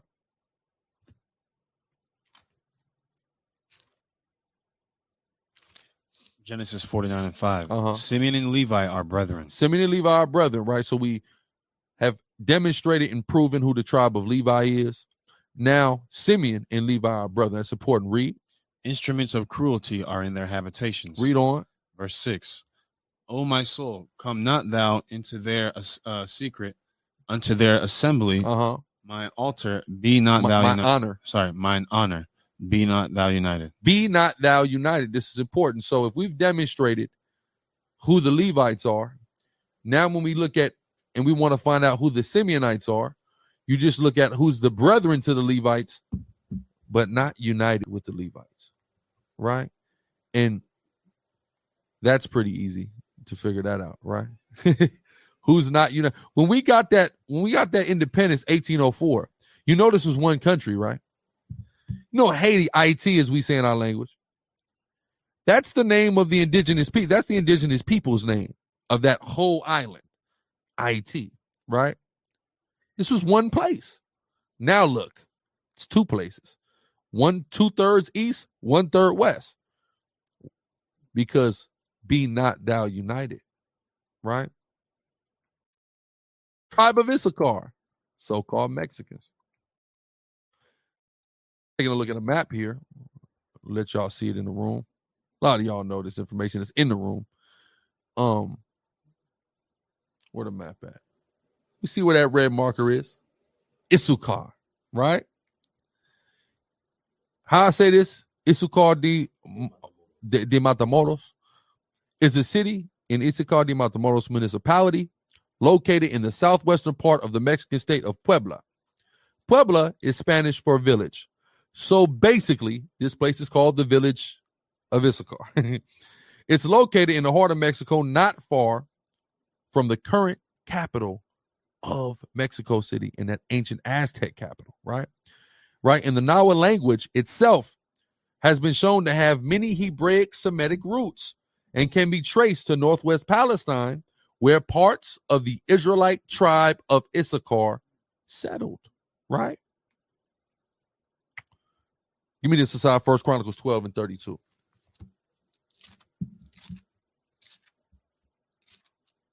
First Chronicles 12:32. And of the children of Issachar, which were men that had understanding of the times, to know what Israel ought to do. The heads of them were 200, and all their brethren were at their commandment. So the tribe of Issachar had understanding of times. Interesting. We take a look at this word Azteca, right? Coming from Strong's H22:7, as meaning time. Strong's H8497, Taka meaning assembly. So the assembly of time, Azteca, right? That's what that means in the Hebrew.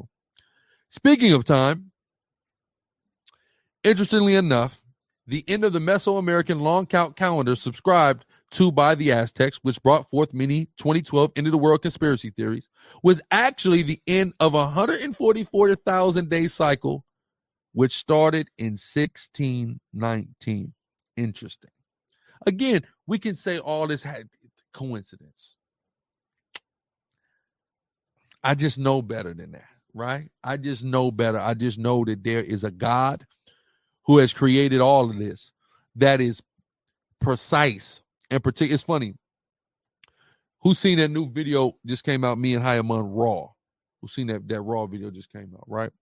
Now, Zabal, I was watching with Zabal, and he peeked the shirt I had on. Anybody see the shirt I had on in that video? Right? You said what? You remember the shirt, right? If anybody remembers the shirt. So Zabal pointed out the shirt to me, and he says, and I told him, yeah, I did it because of this. And he was like, everything's on purpose. So yeah, I do a lot. I won't say I do everything on purpose. I try to do a lot of things on purpose, right? So the reason I'm wearing the shirt I'm wearing, if you watch the shirt, I got a New Jack shirt on, right? You know, New Jack, he's a wrestler who was famous in ECW. ECW's home is Philadelphia. I'm in Philly doing a song called Raw, like Monday Night Raw. It's a wrestling, so I got on the New Jack shirt, right? That's why I did that, right? So it was very much so on purpose, right? So understanding that, how much on purpose do you think the Most High is, right? If men do things like that, how much on purpose? You stubbing your toe wasn't an accident, right? You were the Most High programmed you to wake up, stub your goddamn toe for a reason. He was communicating something to you when that. You're like, damn, what was that? Most High was telling you something right there, right? So the Most High is on purpose. So it's on purpose that the ancient Aztecs came up with this calendar that broke things down into 144,000 days. And it started in 1619. Wait a minute. What? Again, are we going to start? We know these numbers are significant, 144,000. But we know amongst what people that number is significant with. We know where we understand that number to mean something. It's in the Bible. Right? Not just, you remember the times table each had 12 times 12, 144. I remember that. I'll never forget that. But it's a reason for that. In the scriptures, 144,000 is the number of Israelites sealed. So the Aztecs and the Mayans, they broke it down 144,000 days, and that clock started ticking in 1619. We know 1619 is when we deal with the beginning of the importation of so-called African slaves into the United States. They've been coming to the Americas as early as 1501. Slaves been leaving from the Americas as early as 1492, but we're dealing with Babylon. 1619 is when the importation of slaves actually began. So all of that is interesting. If you dismiss that as a coincidence, that's your business. Give me this aside, Deuteronomy 33, 18 and 19. Shalaka, I'm on.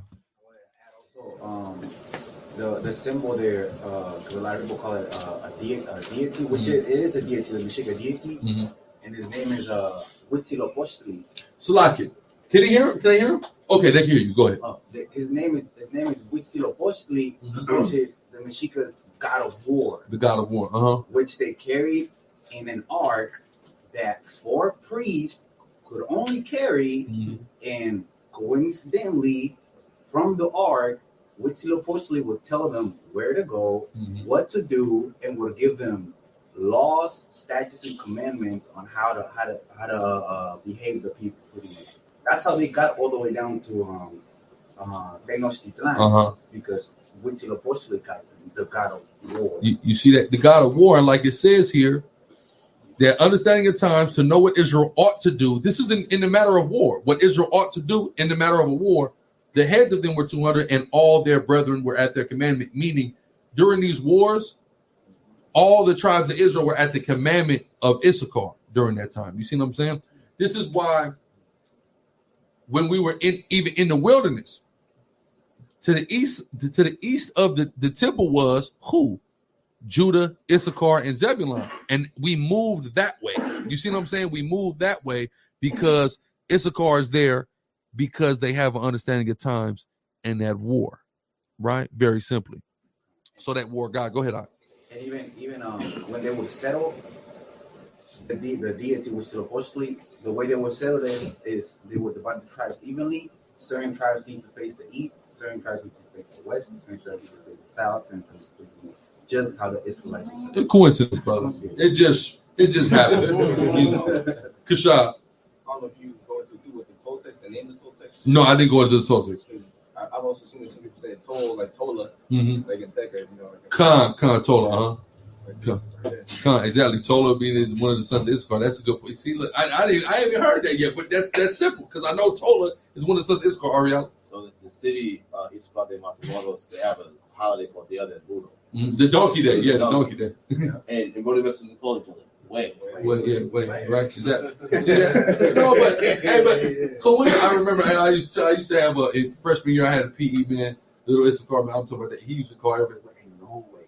I went down the street. I mean, he used to say "wait" every 2 words, and they would put that way in there. You know what I'm saying? I'm like, what's this nigga talking about some way? You know what I mean? Like, it's like we got somebody here. There's actually a city in Mexico called Tula. And the inhabitants that were inhabiting the city in that time were the Toltec. The Toltecs. So the people of Tola. The people of Tola. You see that? No, but coincidence. All this stuff is a coincidence. But see, this is how you dismiss coincidences. We always deal with something called what's that term in Latin? It's a Latin term, like a Latin legal term.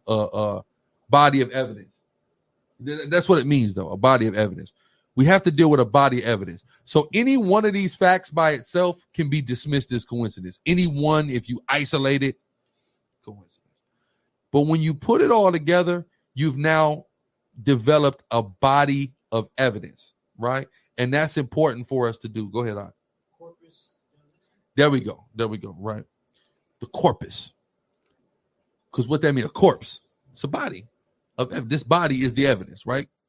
So it's always good. We don't just, and people will try to do that. They'll attack one thing, right? You know how many times people have said, oh, the 12 tribes chart is just based off of cultural stereotypes because Mexicans work. Notice I haven't mentioned anything about he is hired yet.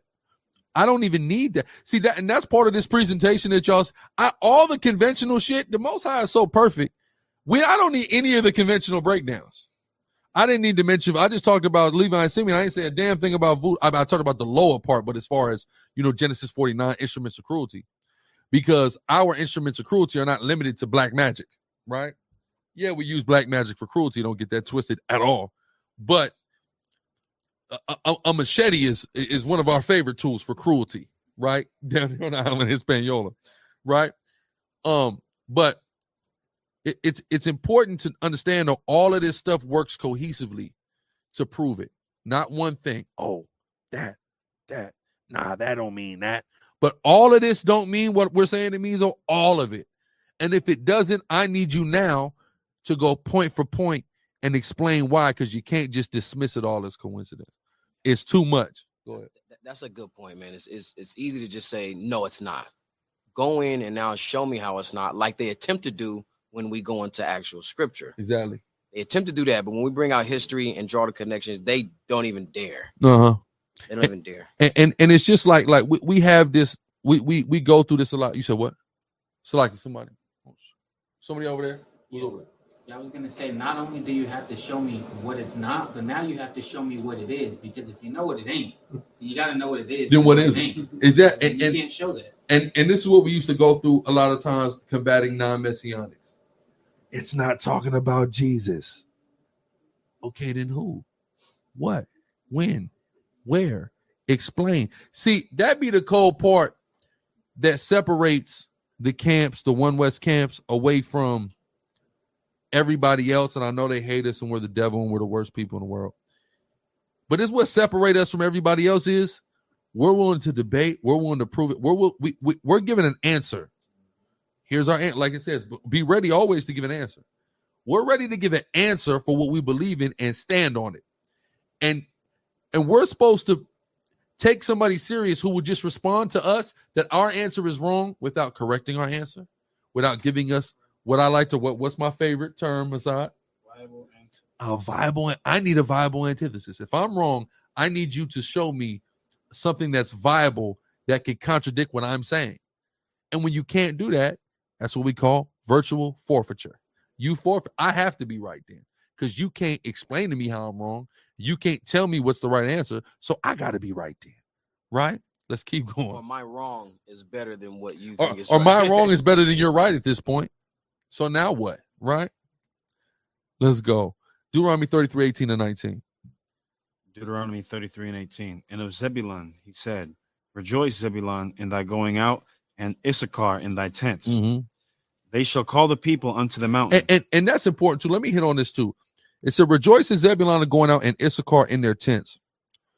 You'll be surprised, growing up in Southern California, how many El Salvadoreños and Guatemalans are mixed in amongst the Issacharite population. You wouldn't even know till you talk to them. It's this connection that Zebulun and Issachar have. Rejoice, Zebulun, they're going in Issachar and not tents, right, Kashab? Yucatan is in Mexico, and Yucatan is on Mayan. It was a Mayan thing down there at that bottom. So there's that connection. There's certain people, like I just seen this dude, Swifty Blue, upcoming around. I'm thinking he's Mexican the whole time. He's Zebulun. I didn't even know. You see what I'm saying? But sometimes that'll happen where you have, the token Central American amongst Issachar. That's not unheard of whatsoever. You see what I'm saying? Issachar in thy tents, right? Keep going. It says, they shall call the people unto the mountain. There they shall offer sacrifices of righteousness. And it's important too, even calling the people on the mountain, dealing with them ancient Aztec sacrifices. You see what I'm saying? Except for they was doing the wicked sacrifices. You see what I'm saying? But that goes back to when they used to do righteous ones. They got that, just like what you were explaining. It didn't come from nowhere. They carried that with them, right? And we try to repeat some semblance of whatever it was that we had, right? Go ahead. For they shall suck of the abundance of the seas, of the treasures hidden in the sand. They shall suck of the abundance of the seas, of the treasures hidden in the sand. This is important because most of Mexico's natural resources are below the soil or treasures hid in the sand. Mexico has large deposits of silver, copper, salt, fluorspar, iron, manganese, sulfur, phosphate, zinc, tungsten, molybdenum, whatever the hell that is, mercury, gold, gypsum. Petroleum is the country's most valuable mineral resource. Most of the major reserves have been discovered along the Gulf Coast, either inland or in the Gulf of Mexico, hidden in the sand. Balthazar de Medina in Crónica de los Santa Provincia de San Diego de Mexico. What a damn long name. Showing you San Diego was what? Mexico, right? De San Diego de Mexico. What does that make San Diego? Right?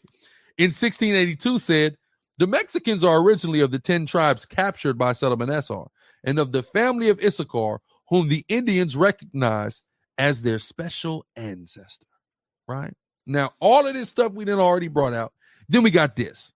Coincidence? Friar Pedro Simon also attested to the Mexicans being descendants of the tribe of Issachar in his letters to Francisco A. Cano. Right? Now going, Deuteronomy 33 and 20. Read that aside. Deuteronomy 33 and 20. And of Gad, he said, blessed be he that enlargeth Gad. He dwelleth as a lion. Read on. And teareth the arm with the crown of the head. He teareth the arm with the crown of the head. So when you look at that term for crown of the head, it's head, crown of head, top of head, hairy crown, scalp. So it says that Gad would tear scalps. Scalping is an act of cutting or tearing a part of the human scalp with hair attached from the head, and generally occurred in warfare, with the scalp being a trophy. Native Americans in the Southeast took scalps to achieve the status of warrior. Among Plains Indians, scalps were taken for war honors, often from live victims. As a challenge to the enemy, some Native Americans shaved their heads, right? So we know the Gadites would scalp people we say are the Gadites, they scalp people, right? That's a part of that's warriorship to them, right?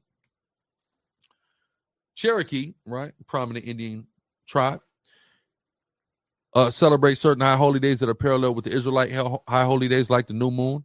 They have the feast of the first full moon of spring, which is Passover, a feast for the mature corn, which is the feast of first fruits, and the great or harvest moon, which is the feast of trumpets, right? And then also we see here them adoring fringes and the so-called Star of David, right, which we know is Israelite symbology, right? Here we have Chief Joseph, legendary.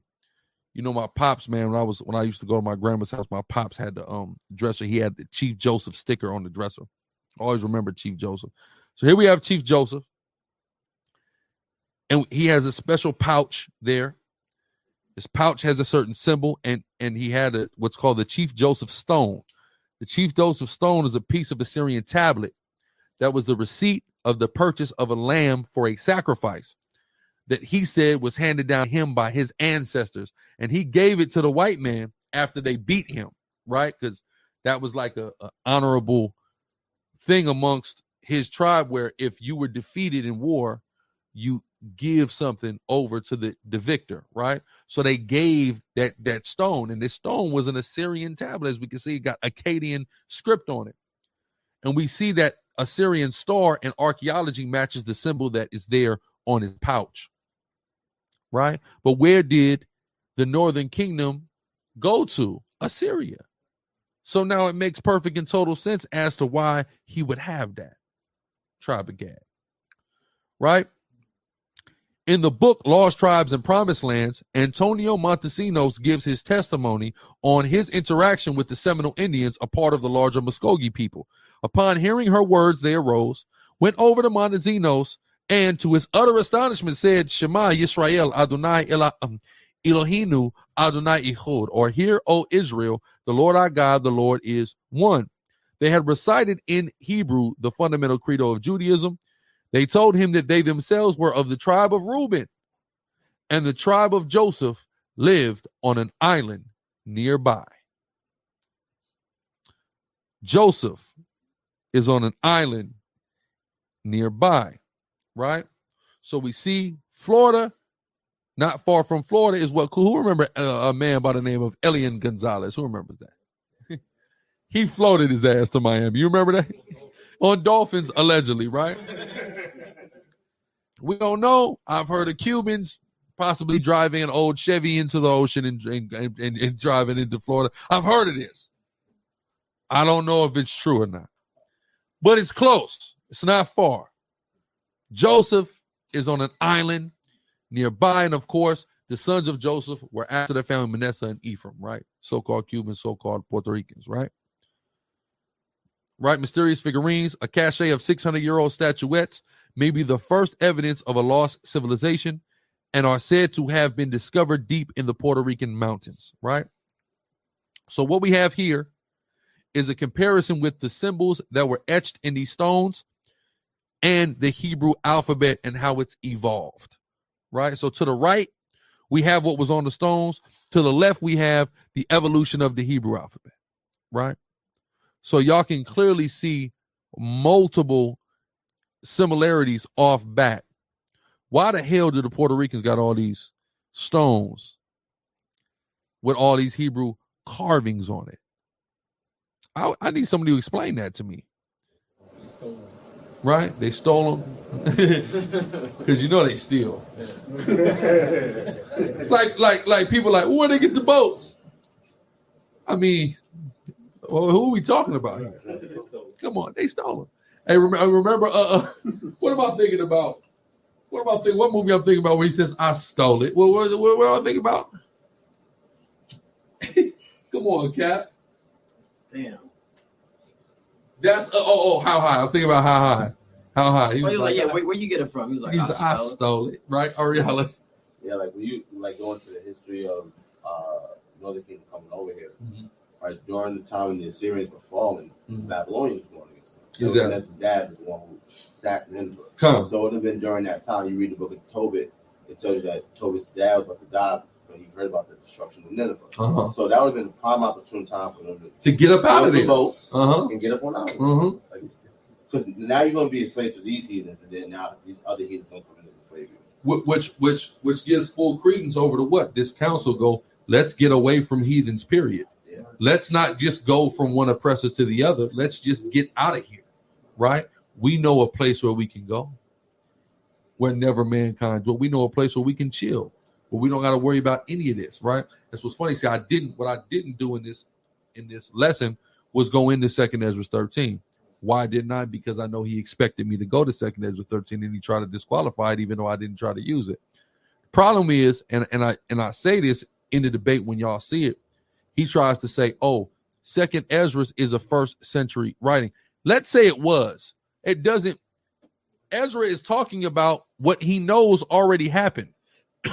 When Ezra's on the scene, right?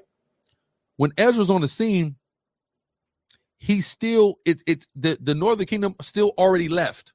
So he's just talking about that. The northern kingdom already left and they went to Arsareth. But even then, when you go to the book of Second Ezra, what you have is prophecies in it, like the prophecy of the rise of Islam. Chronicled, the siege of Babylon is prophesied in the book of Second Ezra. If it's prophesied there and it doesn't happen for centuries after the first century, then whoever the hell wrote it got to be a prophet.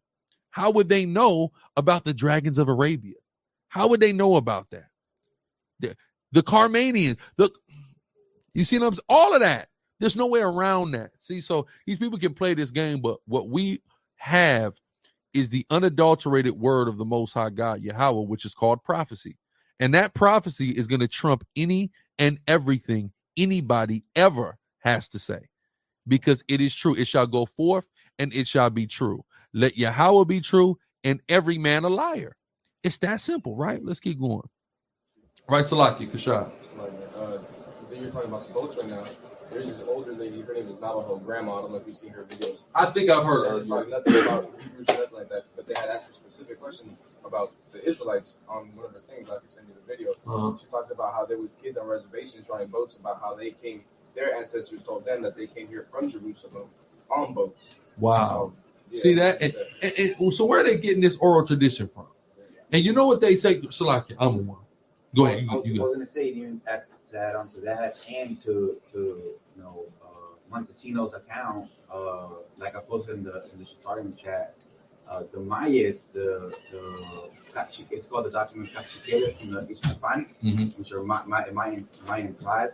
In 1524, only 3 years after the defeat of the Aztec Empire, they have a document declaring, so because the Spaniards want to take their land, and they already have a document in Quiche letting them know we come from Abraham, Isaac, and Jacob, and describe the Babylonian era, the Syrian Babylonian era. See that?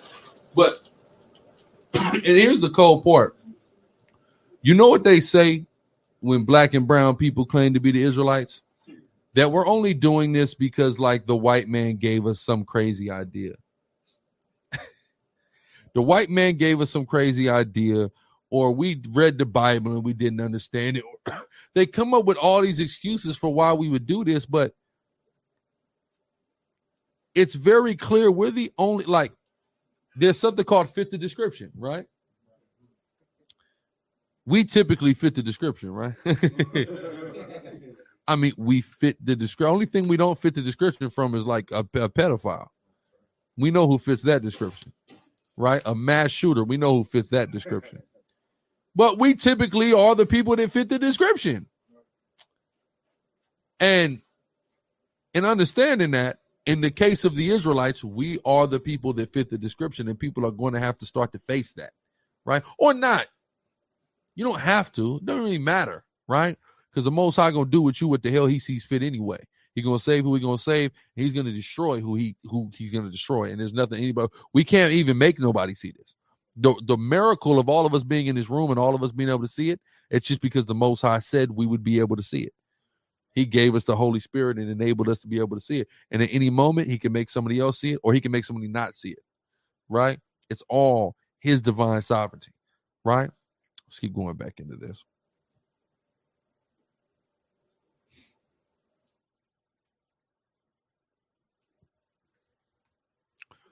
Give me that, Hassad, Numbers 26 and 35. Still on the tribe of Ephraim.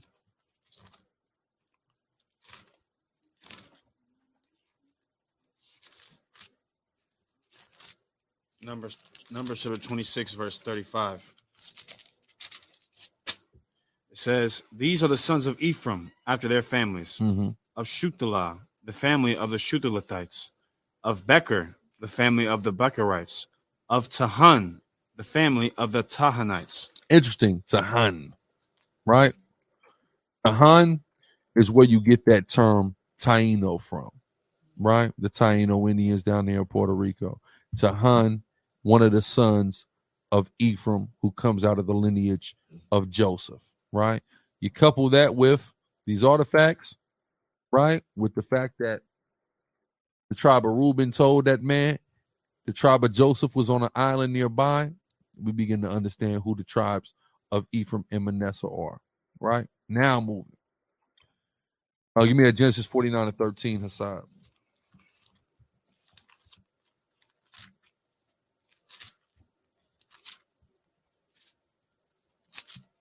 Genesis 49 and 13. Zebulun shall dwell at the haven of the sea, and he shall be for an haven of ships, and his border shall be unto Zidon. Right? So Zebulun shall dwell at the haven of the sea, and he shall be of a haven of ships.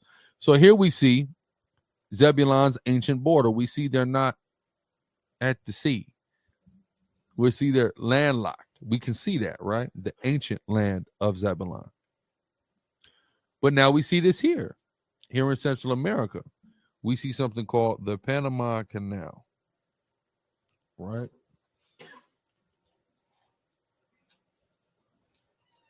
So like it 1 second.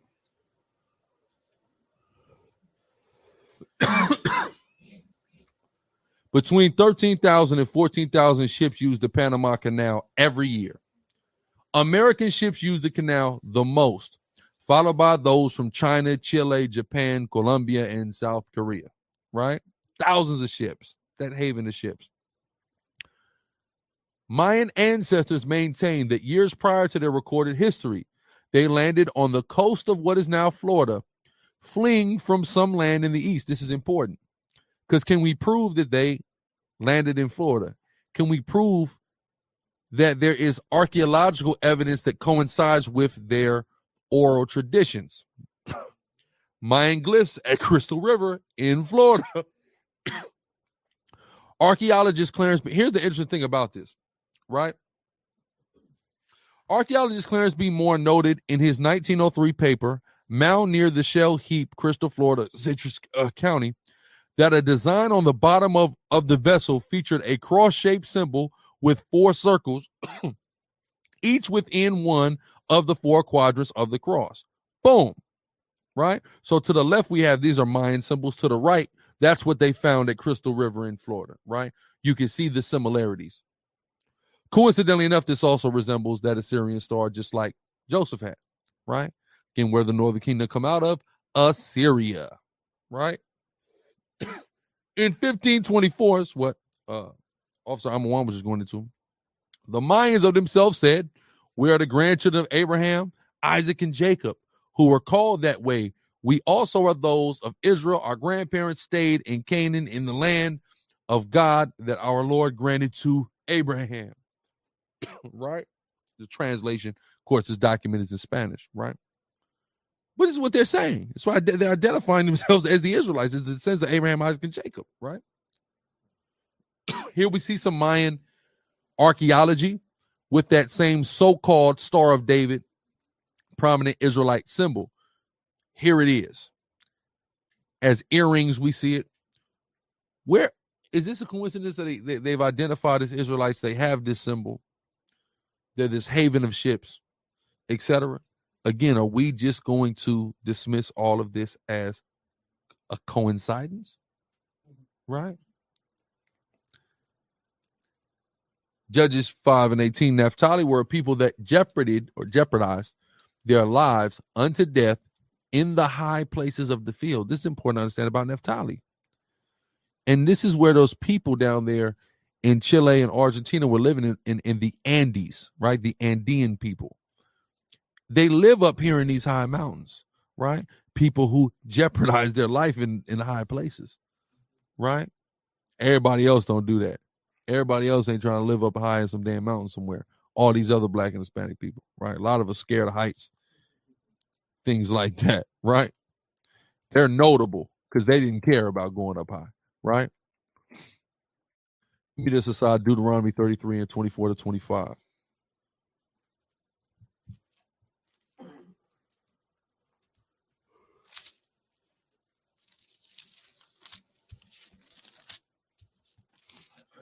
Deuteronomy 33 and 24. And of Asher, he said, let Asher be blessed with children. Let him be acceptable to his brethren, and let him dip his foot in oil. Read on. Thy shoes shall be iron and brass. Right, go ahead. and as thy days, so shall thy strength be. Interesting. So when you look at that word iron, Strong's H1270, Brazal or Barzal is that word in the Hebrew. So here we can see Brazil in the language in this scripture in regards to the tribe of Asher. We see that prominently. But it says his shoes shall be as iron and brass and foot in oil. So we're associating the ground with oil, iron, brass, right? Metals and oil. Important to note. Large quantities of oil and natural gas are found in several areas within South America. The greatest quantities are located in the sedimentary layer surrounding Venezuela's Lake Maracaibo and the adjacent Caribbean coastal margin. Venezuela also has major deposits of oil and natural gas in the area surrounding El Tigre.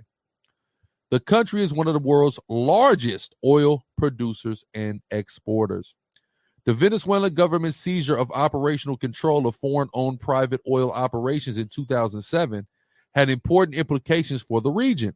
That same year, the natural gas reserves and oil industry of Bolivia, another Asherite country, centered in the eastern lowlands around Santa Cruz, were nationalized. Since 1972, Ecuador has also been a major oil exporter. So now we have 3 different countries that are in the borders of what we say is Asher, all fitting this prophecy. Exploiting fields in the Amazonian region east of the Andes. Oil fields were brought into production in the early 1970s in the Peruvian portion of the Amazon basin west of Iquitos. So here we have Peru, Bolivia, Ecuador, Venezuela, Brazil, all listed as having this, right? Or no, Brazil is not on this list. Brazil's on the next list. My fault.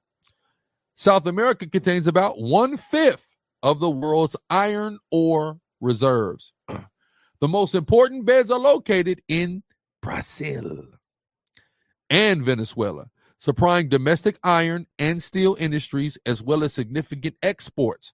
The great majority of the continent's reserves are the Brazilian states of Minas, Gerais, Pará, and Mato Grosso do Sul, where lodges of magnetite and hematite ores contain up to 50 to 65% iron content. In Venezuela, sites like Mount Bolivar and El Pao in the Sierra de Imataca at the base of the Guyana Highlands have reserves of ore containing a high percentage of iron. So we see those metals and we see that oil all throughout the land of Asher, right? Just like the Most High said. Deuteronomy 33:12. And of Benjamin, he said, the beloved of the Lord shall dwell in safety by him, and Yahweh shall cover him all the day long, and he shall dwell between his shoulders. There's a saying, God is a Trinity. Trinidadians or Trinis feel secure. They are continually being spared the devastation caused by geohazards in the neighboring Caribbean islands. This may be a result of Trinidad's favorable location or the belief that God is a Trinity. That's how much they're spared from natural disaster in Trinidad, that them niggas just start saying, man, the God got to be Trinidadian. But it's not that God is Trinidadian. It's that God said he's going to cover Benjamin, and Benjamin was going to dwell in safety between the Most High's shoulders. That's important to know, right? Because 2010 and 2021, we got rocked in Haiti with an earthquake. 2017, Hurricane Maria devastated Puerto Rico. 2017, earthquake rocked Mexico City. You can even go back to Katrina. All these natural disasters that have happened in the Americas, those Benjamin Islands are getting spared every time. What's going on, right? Let me try to pull something up real quick. Something I want to pull up. They sent it to me during the debate. It's a funny little reel.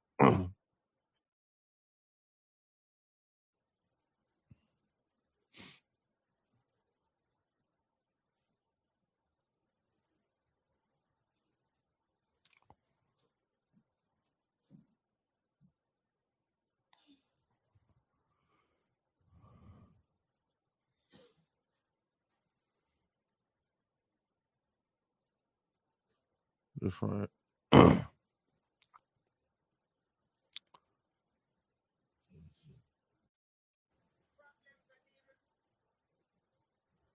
Okay, hold on. Share screen. Chrome tab.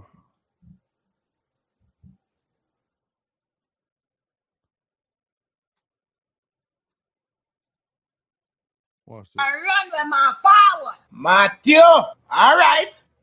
Well, run, come up in Bumbo. Yes, man, you never want to hear no, eh? You never want to hear. Sorry. How sorry you say? Yeah, swallow up your bumbo clock self. And you want me to do that, man? Move your mama ass and go somewhere else, man. You know, say, I hate my mother send me and me take show off, come round here, so. Move from Boya. Run with Pakistan. Yes, my boss. Right up there, so me I go. Right up there, so me I go. My friend, I don't even know why I come this with my friend. I don't even talk the English. Sapa say, Pambule.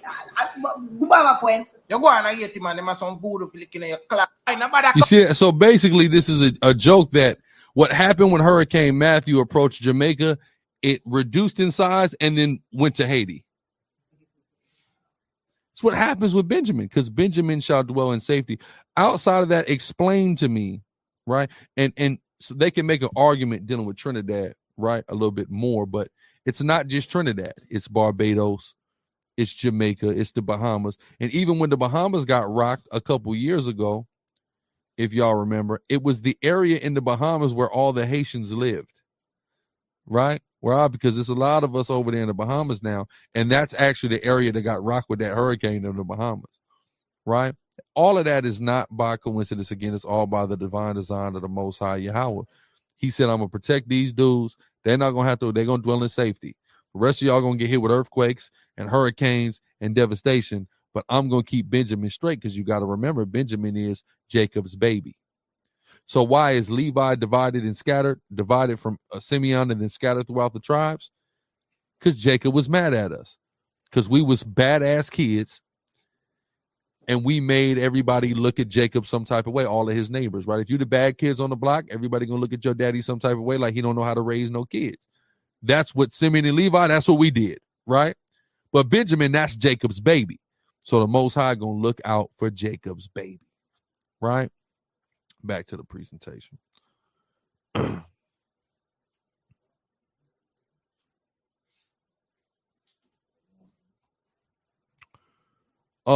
And then last but certainly not least, saving the best for last, tribe of Judah, Genesis 49:8. Go ahead, read that aside. 49:8. Genesis 49:8. Judah, thou art he whom thy brethren shall praise. This is so important to understand. Judah, thou art he whom thy brethren shall praise. When you take a look at, we can take a look at the whole planet, but let's just take a look at our people. Let's just take a look at the people on that chart. Nobody is looked to more than the tribe of Judah, than the so-called African American. They have the most influence. They put on a damn hat, we put on a hat. They put on a pair of shoes, we put on the shoes. They pioneer a style of music, we want to come and do that music, right? Everything that Judah does, the rest of the tribes, we follow suit. Judah, thou art whom thy brethren shall praise. Read this, Zechariah 1:21. Read it off here what I got highlighted. Right. This is the book of Zechariah, chapter 1, verse 21.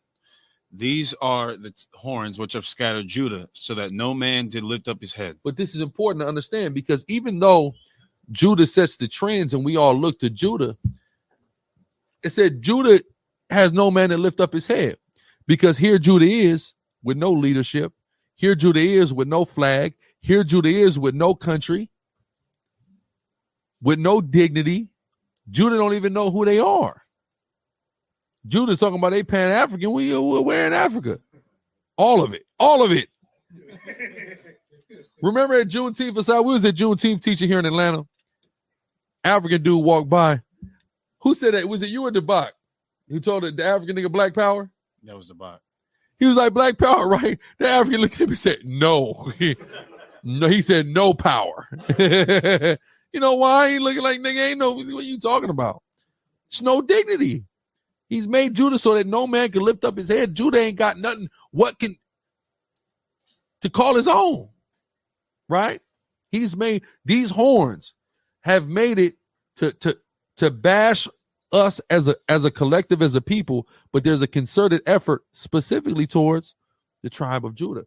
Even when you deal with other tribes, Benjamin called Judah what? A Yankee, right?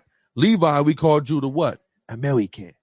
And when we say Yankee and we say American, there's not a positive connotation behind that, right? We ain't talking about the New York Yankees and all the championships they won. We're not talking about American like America's the greatest country in the world. We're talking about like, something wrong with them niggas. You see what I'm saying? That's taught to a lot of the tribes, and it's taught to the whole world. Judah, so that no man did lift up his head. So this tribe that everybody looked to, this tribe that is who his brethren shall praise, is also a group of people that can't lift up their head, have no dignity, have no pride, have no culture to call their own. That's the cold part. You ever interact with, we all, it's plenty of Judites in the room. Even growing up, like having it's like Judah feel like they don't have culture. They don't have a language. You see what I'm saying? They don't have an accent. They don't have it. You see what I'm saying? It's just like we're just what? But you do have an accent. Mine. You got the West Coast, the East Coast, the Down. You have something, but you just don't feel like you have it. You don't have some country that you can send somebody back to. Is what you do. You can send somebody back down south usually, right? Send somebody out to grandma. You see, you do have something, but it just don't feel like it. You see what I'm saying? Because they've made it so that you can't lift up your head, right? Read that aside of Jeremiah 13:9.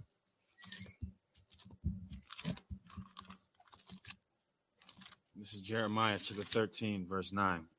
Thus saith the Lord, after this manner will I mar the pride of Judah and the great pride of Jerusalem. See that? But this is all a part of the prophecy that Judah's pride would be marred. It's that tripod is weak. That's all. Yeah. That Judah's pride would be marred. So that's what we're seeing here. That's a part of the prophecy. The Most High said, think about Judah, man. Judah was the royal house of this whole nation of people. Judah was, you got to stop living like you're fucking up here and start living like you're fucking down here, man. Judah was living fucking up here. You see what I'm saying? Most High said, I'm going to mar that pride. Right? Now Judah want to be a Republican. Judah want to be a Democrat. Judah think they're a part of America. Right? Because they don't have, what else do we have? We have America. We got to be American. Participate in American civics, politics, whatever. That's because their pride has been marred. It's all a part of it. And when you just take a look at all the now it all makes sense. It's the only way to make it make sense is if we're the 12 tribes. If we're not the 12 tribes of Israel, none of this shit makes sense, right? Ariana? It's cool that the tribe where the kings came from, who was supposed to be the rulers over Israel, are the ones championing us to set other rulers over us against the law. Well, Judah's going, yeah, man, come on, we got to vote for this white man. He gonna do us good. Yeah. Trust me, he gonna do us. He gonna do us real good. Joe Biden, he's gonna be good on immigration too. So we all gonna win. No, hold on, Hassan. Sorry, I didn't mean to interrupt. Go ahead. Did you ever see that video Sanetta did when he went to Harlem when the white boy was running for office and basically Sanetta was going around Harlem and saying, "Don't trust this white boy. He's just going to." I remember that. You remember that, man? You remember how much hell he caught because of that? Judah was like, "No, this is a good white man." They was gonna kill Dominican Frankie, my brother Elder Sanetta. They was gonna kill Dominican Frankie, man. Right? Simeon's like, no, we can't let this happen. No. Judah's like, man, what are you talking about? The white man. Right. Go ahead. It's like another point, like you read Ecclesiastes 1 when it talks about the thing which hath been and hath already been. So even that spirit that Judah has, right, goes back to even the book of Judges. Remember Samson? Yeah. They gave Samson up to the oppressor fast. That Hamite oppressor. Yeah. They're like, man, get that account for me. All right. Because that account's important. You had something right in the shore. We coming right to you. We gonna hit this because this is important in this spirit. But we have to understand that this spirit has really been beat and etched into the brain of Judah for a reason. Because if he's the leadership, if they can keep Judah subdued, they can keep the rest of us subdued. Right? So the first thing the Levites did, we're like, all right, we about to start, we shaking shit up. That's our plan. We done got us. We done did our thing. We're going to help whoever else needs help. And we came to America to stir it up. We came off into New Orleans, and we trying to spread out and stir it up, man. And Judah like, I don't know about that, man. He good. He's good. I got a good master. I don't know about that. You see what I'm saying? So we just like, all right, whatever. We're just going to live our life in here then. You see what I'm saying? But we did sure as hell get on the boats, go over to Mexico, man, deal with that Cinco de Mayo. We knew about that. But Judah just didn't have that drive. When you understand slavery, you understand colonialism and understand specifically what happened and understand the different, you have British people, you have American white people, right? Which are mostly British and German, Irish, but mostly British and German. You have French white people, you have Spanish white people, you have Dutch white people, you have Portuguese white people.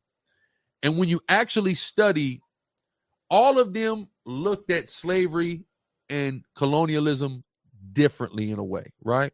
They all had a different philosophy for how they did it. Like when you deal with the Spanish went and made 16 different classes of people. There's 16 different types. Either you're white, you're black, you're indigenous, or you're white and black, boom. White and indigenous, boom. Black and indigenous, boom. You see, like, then the Chinos came, then the damn Chinese came. Then you're Chinese and black. They had all these different ways to class. They had like 16 different ways to classify somebody, right? Okay. Then you had the French. So in Haiti, the French were very harsh. But in the more continental American territories, the French were more lenient, not as strict. For example, in French slavery, like in French Louisiana, you're a slave. You can just leave the plantation freely. You can have your own business on the side as a slave to make your own money. Even though it was technically illegal for you to marry a white woman, they would allow black slaves to marry white women. The French. The American and the British? Hell no. They were harsher with that mental breakdown. Do you know the French would take Haitians, would send us back to France to be educated? They would send us to Paris to be educated. The America ain't gonna nigga reading? What? So the philosophies were different when you really start getting in depth with it, right? And that has to do with why they have broken down Judah in the way that they have, right? Read for me that account though in Judges, Asad. Judges 15. And I'll start at verse 7. And Samson said unto them, the Philistines, though you have done this, yet will I be avenged of you, and after that I will cease. And he smote them hip and thigh with a great slaughter. So what happened was Samson called out these Philistines, these Hamites who were oppressing us at this time. He said, I'm getting ready to kill. He said, I'm going to kill y'all, then I'm going to chill out, right? Go ahead. And he went down and dwelt in the top of the rock Etam. So he went and dwelt in the top of this rock, right? Read on. Then the Philistines went up and pitched in Judah. So they came to the Judites, right? Go ahead. And spread themselves in Lehi. So basically they prepared themselves for war against the Judites, right? Read. And the men of Judah said, why are you come up against us? Judah getting scared. Getting scared like somebody done called the cops. Yeah. Right? Judah's getting scared now. Why y'all? What are y'all doing here? Right? Read. It says, and they answered, to bind Samson are we come up. We're here to capture Samson, right? One nigga, right? We're here to get him, right? Read. To do to him as he hath done to us. He done killed a gang of us. We want to kill him. Read on. Then 3,000 men of Judah. See that? These the Judite men. 3,000 Judites with tiki torches. I can't imagine this with nothing but tiki torches. 3,000 Judites. Coming for one nigga, right? Go ahead. Yeah, to go and tell Samson about the gun line. Please go tell Samson about the gun line. Hopping Bob ass nigga. Right? Go ahead. It says, then 3,000 men of Judah went to the top of the rock Etam and said to Samson, knowest thou not that the Philistines are rulers over us? That's the spirit that exists in Judah more than all the other tribes. Don't you know that the Philistines rule over us? Don't you know that's that spirit of, don't you know the white man's around? That's that spirit of Will Smith. You can't smack Chris Rock in front of all those white people. Why? Because they're gonna be offended. Because white tears matter? I think not. Doesn't matter. Slap him in front. You gonna slap him? Just slap him in front of these white folks. Fuck it. You know what I'm saying? To hell with it. Who cares about their comfort? They don't care about your comfort. They call the cops when you make them uncomfortable. They want you to die when you make them uncomfortable. To hell with their comfort. Read that again. Kashab, you had something? I'm gonna come to you. Go ahead. Judges 15 and 11. Then 3,000 men of Judah went to the top of the rock of Tom and said to Samson, knowest thou not that the Philistines are rulers over us? Right. Don't you know these are our rulers? Judah, you're supposed to be the ruler. Stupid. That's what Samson should have said right there. You're supposed to be the ruler, dummy. The hell are you talking about? The Philistines are ruler over us. Point, Kashab. Like 3 weeks ago, I can't. There was this Judite sister, older sister. She was hella happy at her ancestry going back to plantations, and like y'all started talking about the plantation owner. She's like, oh, the white boy this, white boy that. She's like, stop talking about my family like that. People was talking about you're gonna throw him off a balcony right there, all kinds of stuff. So, then the dude that it was coming soon on YouTube, y'all is hearing that. Sicarii, San Francisco. That's right. I didn't see how y'all see that, but she was talking about flipping them over the balcony and everything. Or we're talking about slave masters. See that? That's how people don't talk about master. Master sick. We sick now. It's great. It's crazy how like as much hell as Judah catch, we got this thing about not rocking the boat. Yeah. Keeping your head down, not making too much noise. Like it's crazy. And when you deal with it, give me Hassad Genesis 49. Let me show y'all something. Crouch down.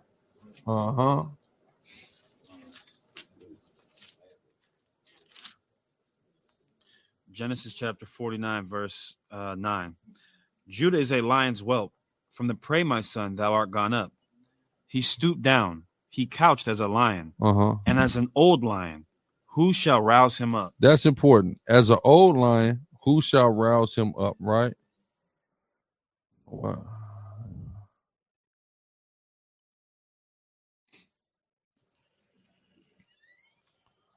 Let me show y'all one of the saddest things in the world. So it says as an old lion, because that's what Judah essentially has become now, an old lion.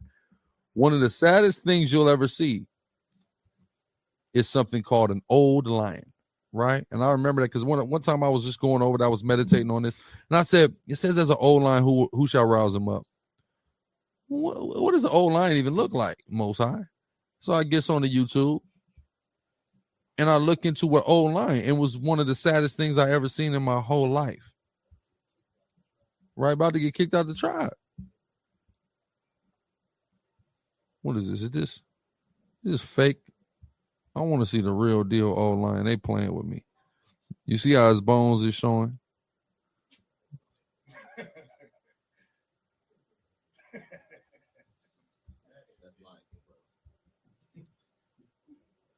This right here. All the ads. I wish I was on my other account.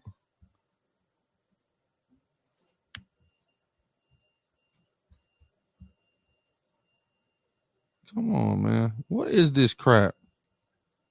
Can I see the...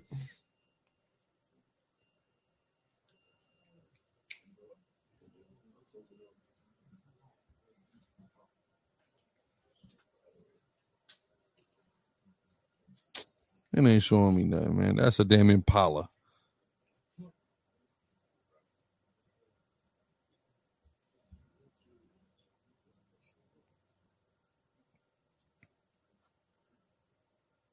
Look at this. Let me speed this thing up.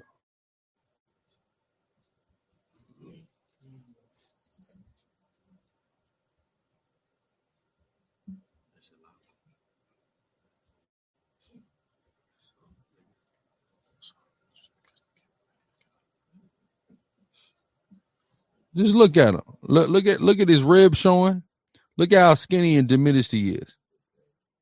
And this is the unfortunate state of the tribe of Judah presently, right? Just not suitable to really be in the field and attacking and destroying the prey, right?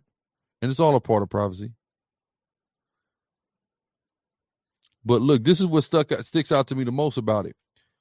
What don't he have? Teeth. He doesn't have teeth. And if you don't have teeth, what's a lion without teeth? Not much. Precept aside. 4:10. The roaring of the lion and the voice of the fierce lion and the teeth of the young lions are broken. It's broken. And that's what's happened to the tribe of Judah. Y'all teeth have been broken. That's what that pride being marred, etc. is a right. And I think going in on what he just said, not as a whole, but most of Judah, we raise up our kids to have broken teeth. We tell them, go put that tie on for that white man. The police get behind you, act like a square, instead of telling him, like, they gonna hate you regardless. You gotta be you.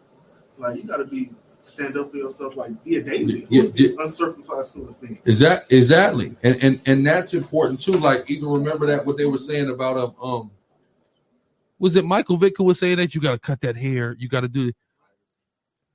No, it was either Michael Vick said it or somebody said it about Michael Vick. Oh, he said about Colin Kaepernick. You got to cut that hair. You got to do all those things to make these white people good. Because you can walk into a boardroom with an afro, you're making a statement. You're being real black. Blackness is just sticking out. You can't miss it, and that makes them feel uncomfortable. Either that or they want to touch it. You see what I'm saying? So either they're getting uncomfortable or they're getting too comfortable. That's a problem, right? Either one. So this is what happens, right? Unfortunately. Go ahead, Nashar. Yeah.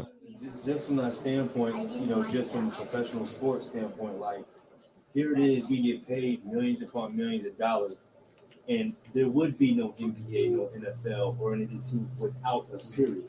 Who would watch it? Who would watch it, right? But yet they tell us to act a certain way, and we have to do things that are for it. I'm talking about simple things, like not that we're gonna do something crazy, but they try to condition you in a way to the point to where you have to act like them, and then we'll give you the bag, knowing that we already have this bag. Like, you need I am the bag. You know what I'm saying? And just think about this. Think about 20 years ago, right?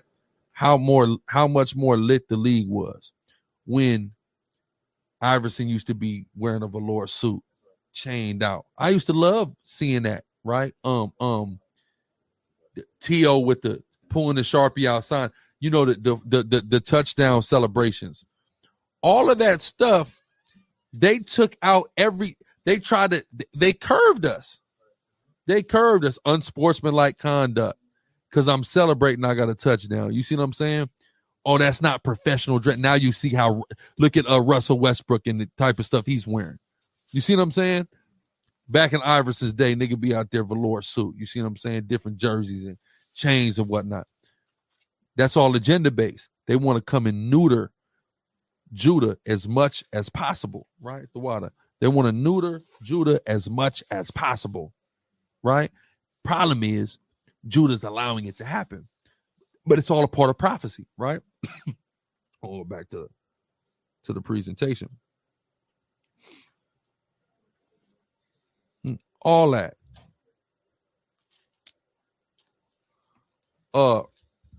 Genesis 49:10 about to pop up, but the part it's only a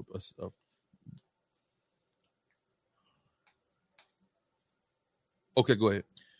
Genesis 49:10. Unto him shall the gathering of the people be. But yet and still, with all of this, unto him shall the gathering of the people be. And this is why that concerted effort has been dedicated, especially against the tribe of Judah, because they know this is who's going to gather all the tribes. This is the guy. These are the guys, right? This is who everybody's really kind of following anyway, whether we like it or not, whether we know it or not. Listen, I spoke about hood vlogs. Just go watch the hood vlogs, all right? You see about 30% of these black gangs is Mexican now. You see what I'm saying? What's going on? We're coming together anyway. You can try to stop it. The Most High got it to where it's even happening in the world. You can't really do anything about it. You go to Chicago, it's Judites, they Latin kings. That nigga is from Alabama. He's a Latin king. This is just happening. You see what I'm saying? You don't believe me, it's a rapper. His name is 360 Pooh, P-O-O-H. Just look him up. Judah, straight black person. Right? Not like a black Dominican or a black, just a Judite brother. You know what I mean? People probably from down Mississippi. So he's a Latin king. He's not the only one either. You see what I'm saying? That happens. We're coming together on every level. There's really nothing you can do about it. Unto Judah shall the gathering of the people be. Right? Read that Zechariah 9 and 13.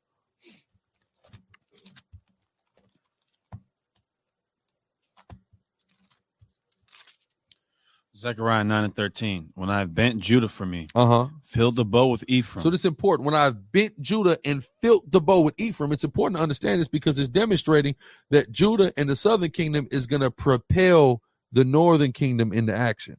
Going to propel, right? Go ahead. And raised up thy sons, O Zion, against thy sons, O Greece. Read on. And made thee the sword of a mighty man. So through Judah propelling everybody else into action, we shall be made a sword of a mighty man, right? Read this one, Genesis 49 and 8. It's going to pop up. Genesis. Hold on. I'm sorry. Go ahead. You got it. Genesis 49 and 8. Thy father's children shall bow down before thee. So even in the pride of Judah being marred, even with Judah not being able to lift up their head, even if all this spirit of negativity, ultimately in the end, all the tribes are going to bow down before Judah through Hamashiach Yahushua, the conquering lion of the tribe of Judah. That is the ultimate destiny of this whole nation, right? So even with all the negative, right, that has unfortunately befallen our head tribe and divisively befalling our head tribe, to keep us divided, to keep us down, to keep us from rising, to keep us from being saved. Ultimately, every knee shall bow to Hamashiach Yahushua, who the world calls Christ, the conquering lion of the tribe of Judah. So all praise to Yahweh Bashem Yahushua for that. That was 91 slides. Of course, those of y'all who have not, y'all want to go ahead and give applause, y'all can. It's like it. It's a lot. All praise. All praise. And the Most High, the Most High, he had me to, put that spirit on me to put about 100-round clip together. The double honey bun together, man. And if y'all haven't seen the debate, y'all can imagine what it was like. Y'all be seeing it soon though on Sonetta's channel. I want to make sure everybody watches that when it comes out, because it's going to be important again to watch it and how it's applied while there's somebody trying to challenge it. That's important. All praise to the Most High. We can open up the floor if anybody has questions or points in the shore. All praise to the Most High, bro. But sitting there with you and Kat in New York, and I remember you was on the couch, you were just kind of going through it, and then you went through it, telling me and Kat like this is what we're gonna do, and it was catching then, and then even hear it in the debate, it was like shit, and then hearing it now, it's like, yo, bro, like I was telling Ariella, like if you were to ever bring this to a college setting, it'd be over, bro. They would probably put you on a tour to visit every single college university. Am I lying though? Like real talk, bro. Like that shit is like, this is revolutionary. Like this changes everything. You know what I'm saying? It changes everything. Like we have the Bible, but bro, that it's and I know that's why you did it. Exactly.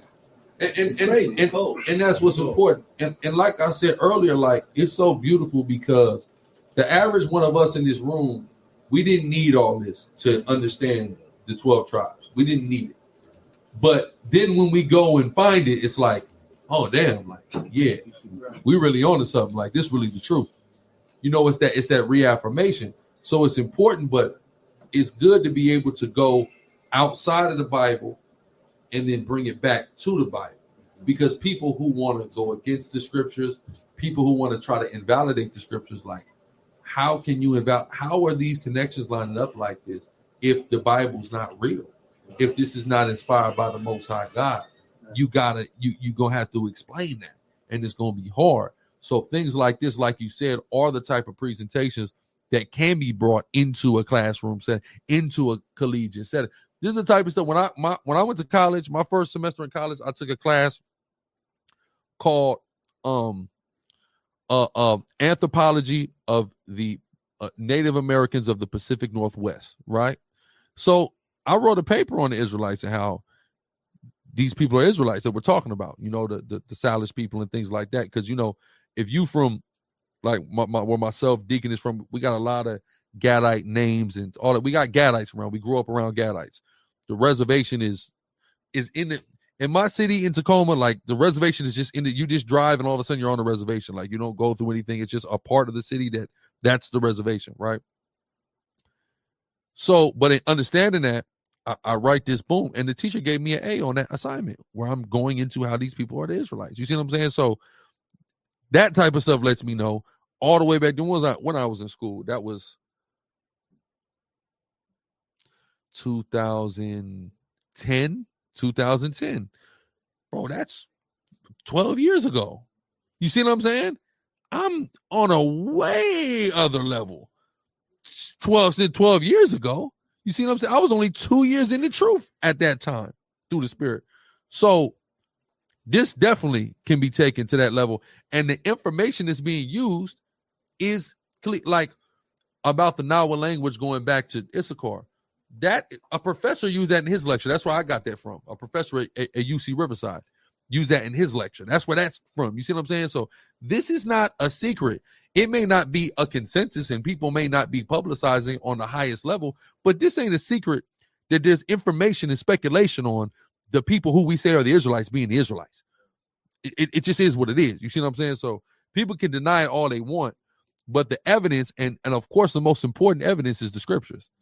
But it's just beautiful when you go get the secular information that corresponds to and complements the scriptures, and then you bring it all together and go, okay, well, how am I able to paint this picture so perfectly if it's not real? You see what I'm saying? If it's not real. Anybody else? Yeah, just a quick plug for the tribe of Benjamin. Genesis 49 and 27. Benjamin shall raven as a wolf. In the morning he shall devour the prey, and at night he shall divide the spoil. Every time I read that verse, I always think about the pirating going on in the Caribbean. The real pirates of the Caribbean. The real pirates of the Caribbean. And I pulled up this article here. Strangely enough, the Christian Science Monitor, that's the publication, and the article is called "The Real Pirates of the Caribbean." Now, in the middle of the art, now it's somebody that just watched Gore Verbinski's version of the Pirates of the Caribbean. They were so upset they had to put this article in the Christian magazine here. Okay. This is one of the discrepancies they had. A remarkable number of pirates were of African or Native American origin, according to accounts of captives and pirates brought to trial. The pirate vessels were among the few places in European America where they could be free. There were more than 30 Africans in Bellamy's crew, and as many as 60 in Blackbeard's, which would have made them the majority.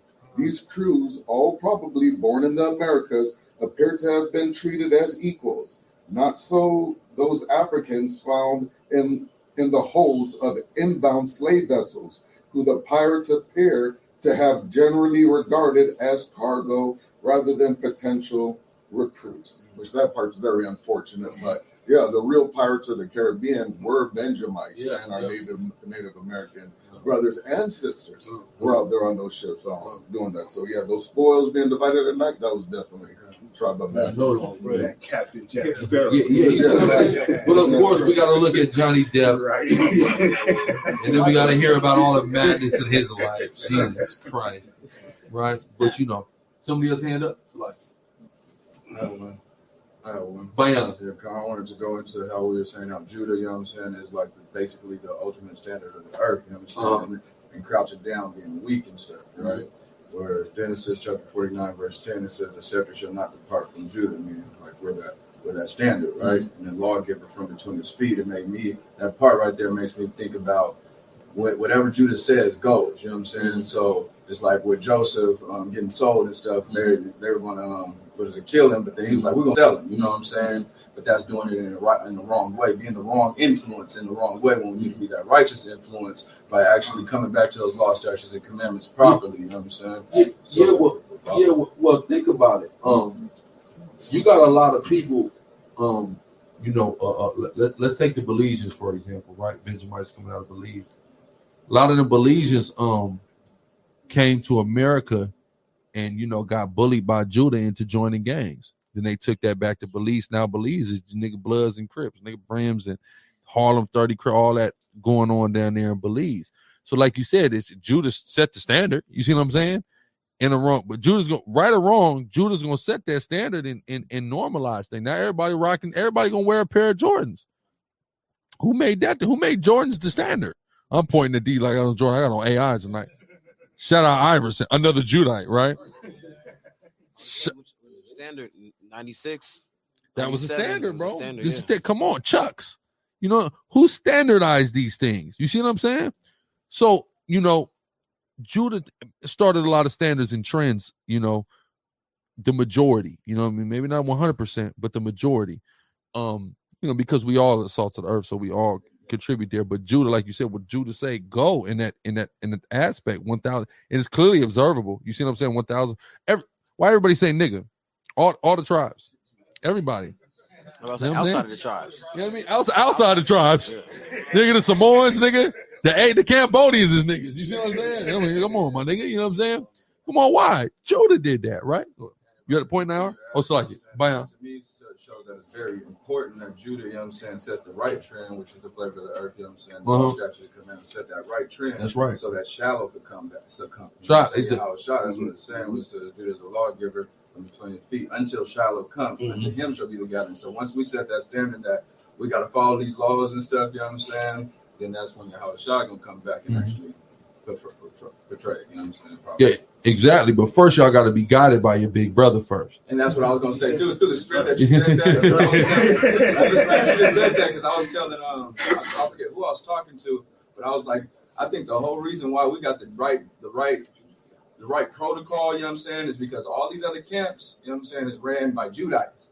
Our camp is ran by Levites. When you look at all the leaders of Israel, it's a couple of Judites, but you got a mixture. You got Benjamites, Levites. We ain't the only Levite ran. As far as like the lunar calendar and stuff, you know what I'm saying? It's like y'all know the law, so we're able to hear the law again because we're but Judah behind every great Judite is what? It's just the truth, right? You know what I'm saying? But it's just like every great king have counselors, even the president have a cabinet. You see what I'm saying? So you got to go to somebody you see what I'm saying? And when you look at the order of the birth of the tribes, Reuben, Simeon, Levi, then Judah, Ariella. Yeah, like to your point about Levi, died Judah. When you look at, I forget which king it was. Athaliah had killed all of his king's sons, and Levites kept one of the young. We saved the king's lineage. Yeah, we saved David's lineage. And that's just you go. A lot of times you look at like how the tribes' relationships go together.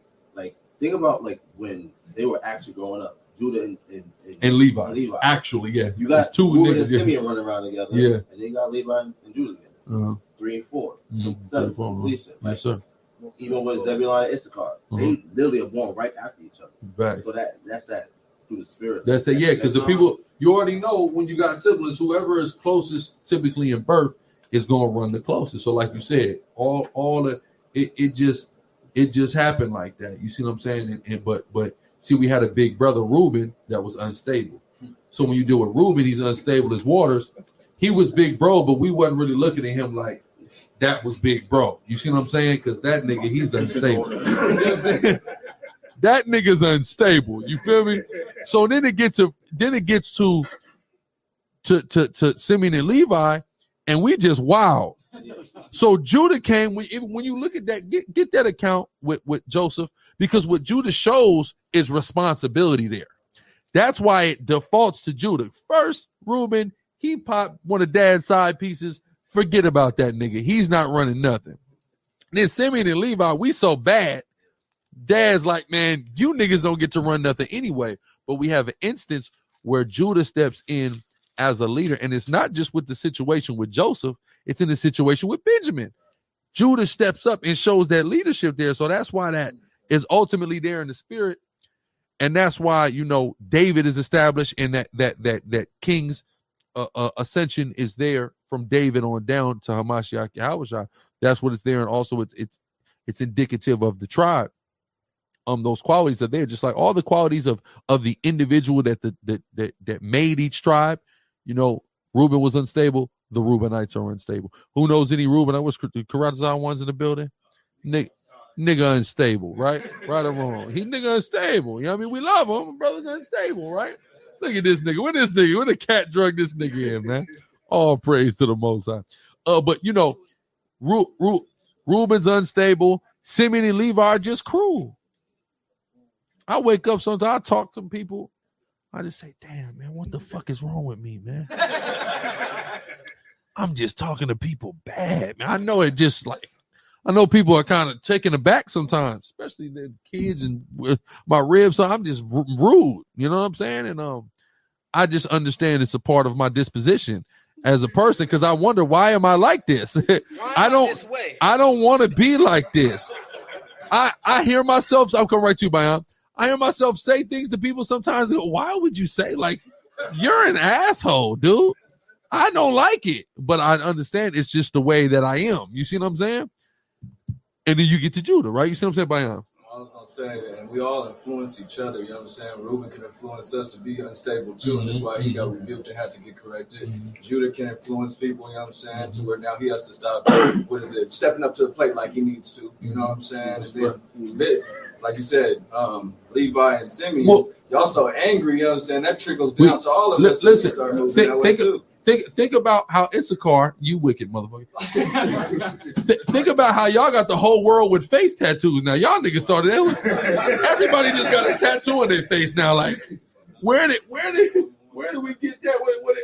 What did Gucci say? My body wrote on like an essay. I don't mean no Mexican. You see what I'm saying? I mean like a paper, but that was a cold line when he said that though. Like, damn, my body wrote on like an essay. I don't mean no Mexican. Said that? Gucci Man said that, yeah. I didn't know Gucci was capable. No, that was like, there was a lot of thought in that bar. I said, damn, my body wrote on like an essay. I don't mean no Mexican. Wow. Bro, close too. Issachar and Judah is close. Always. So we see that, and we see, like you said, all the tribes are putting that, because now nigga having all these face tattoos. So what about when Judah started wearing rosaries? What about when that happened?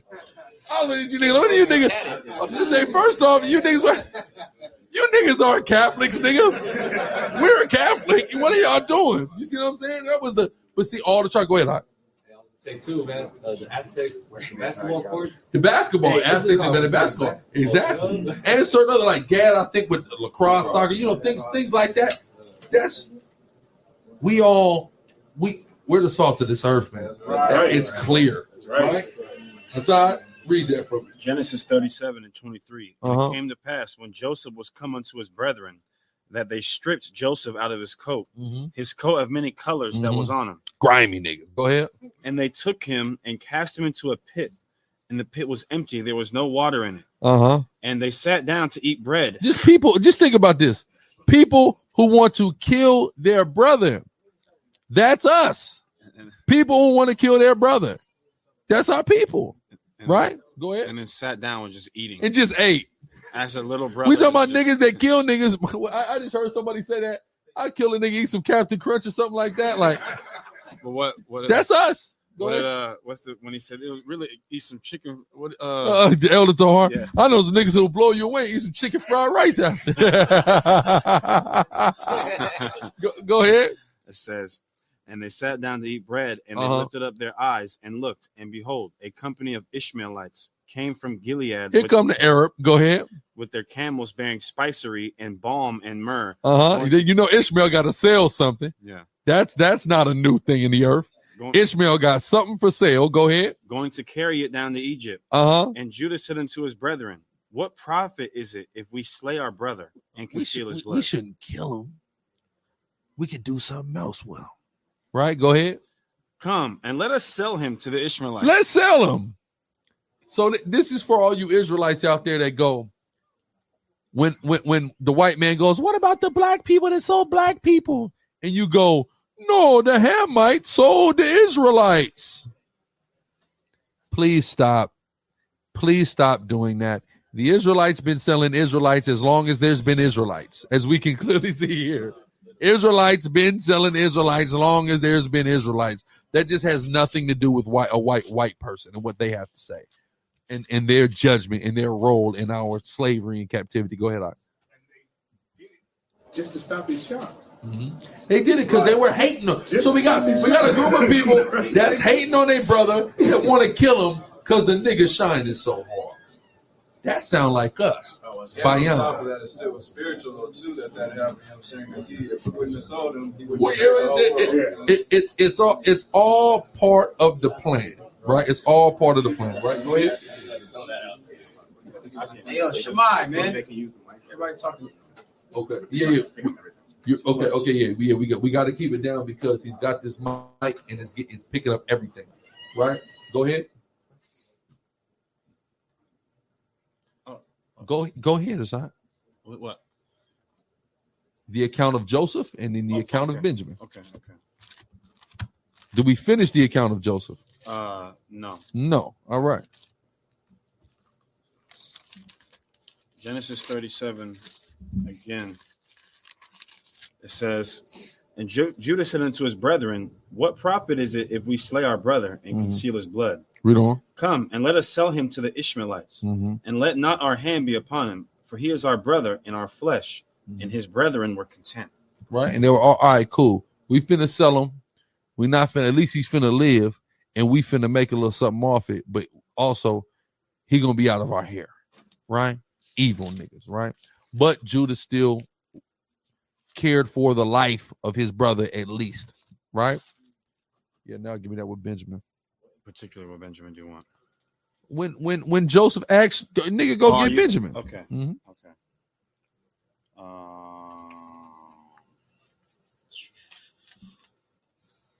Where is this at? Regina Acuna says, are Brazilians on the chart? Yes. You study geography, you understand that from Colombia to Uruguay, Brazil is in the middle of that. So Brazil is covered in that geographical locale, right? Go ahead. I'm gonna start right here. Genesis 45:1. Then Joseph could not refrain himself before all them that stood by him, and he cried, cause every man to go out from me. And there stood no man with him, while Joseph made himself known unto his brethren. Get to the point. Verse 10. And thou shalt dwell in the land of Goshen, and thou shalt be near unto me, thou and thy children, and thy children's children, and thy flocks, and thy herds. No, I need before this, when he calls for somebody to go get Benjamin. Yeah, it's no, you already going to where they're getting land. He's already revealed himself. I'm before this.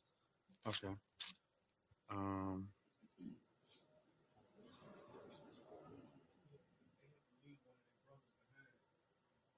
Yeah. 43. All right. Genesis 43. Where do I want to start? 15. It says, and the men took that present, and they took double money in their hand, and Benjamin rose up and went down to Egypt and stood before Joseph. You gotta go before that. All right. No, it's I think it's the next verse. I think it's the very next verse. Okay. And when Joseph saw Benjamin with them, he said to the ruler of his house, bring these men home. Damn, bro, where's that? So when Judah's talking to Jacob. Let's see. 43. So let's see. 43 and 2? Okay. Genesis 43 and 2 and 3. It says, and Judah spake unto him, saying, the man did solemnly protest unto us, saying, you shall not see my face, except your brother be with you. If thou wilt send our brother with us, we will go down and buy thee food. But if you will not send him, we will not go down. For the man said unto us, you shall not see my face, except your brother be with you. And Israel said, wherefore dealt ye so ill with me, as to tell the man whether you had yet a brother? And they said, the man asked us straightly of our state and of our kindred, saying, is your father yet alive? have you another brother? And we told him according to the tenor of these words. Could we certainly know that he would say, bring your brother down? How the hell am I supposed to know? Yeah, this is some niggas. We know who this is. Go ahead. It says, and Judah said unto Israel, his father, send the lad with me, and we will arise and go, that we may live and not die, both we and thou, and also our little ones. I will be surety for him. I will be so Judah stepping in and saying, I'm guaranteeing that Benjamin gonna be straight. I guarantee it, right? That's him stepping up in that leadership. Yeah, there you go. Right, go ahead. It says, of my hand shalt thou. You said what? Yeah, and Judah and Benjamin are always together, and then we end up once y'all niggas wanted to just make up your own priesthood. Now we were out of a job, so we just came to Judah. You know what I'm saying? We was unemployed. Go ahead. I will be. Yeah, David and Jonathan, come. Go ahead. I will be surety for him. Of my hand shalt thou require him. I guarantee the safety of Benjamin. Right, go ahead. If I bring him not unto thee and set him before thee, then let me bear the blame forever. See that? So he steps up in those times, as a leader. But with that, we're gonna wrap things up here. We're gonna give all praises, all honor, and all glory to Abba Yahweh, Ba'ashem, Hamashiach Yahweh Shai, and say Shalom.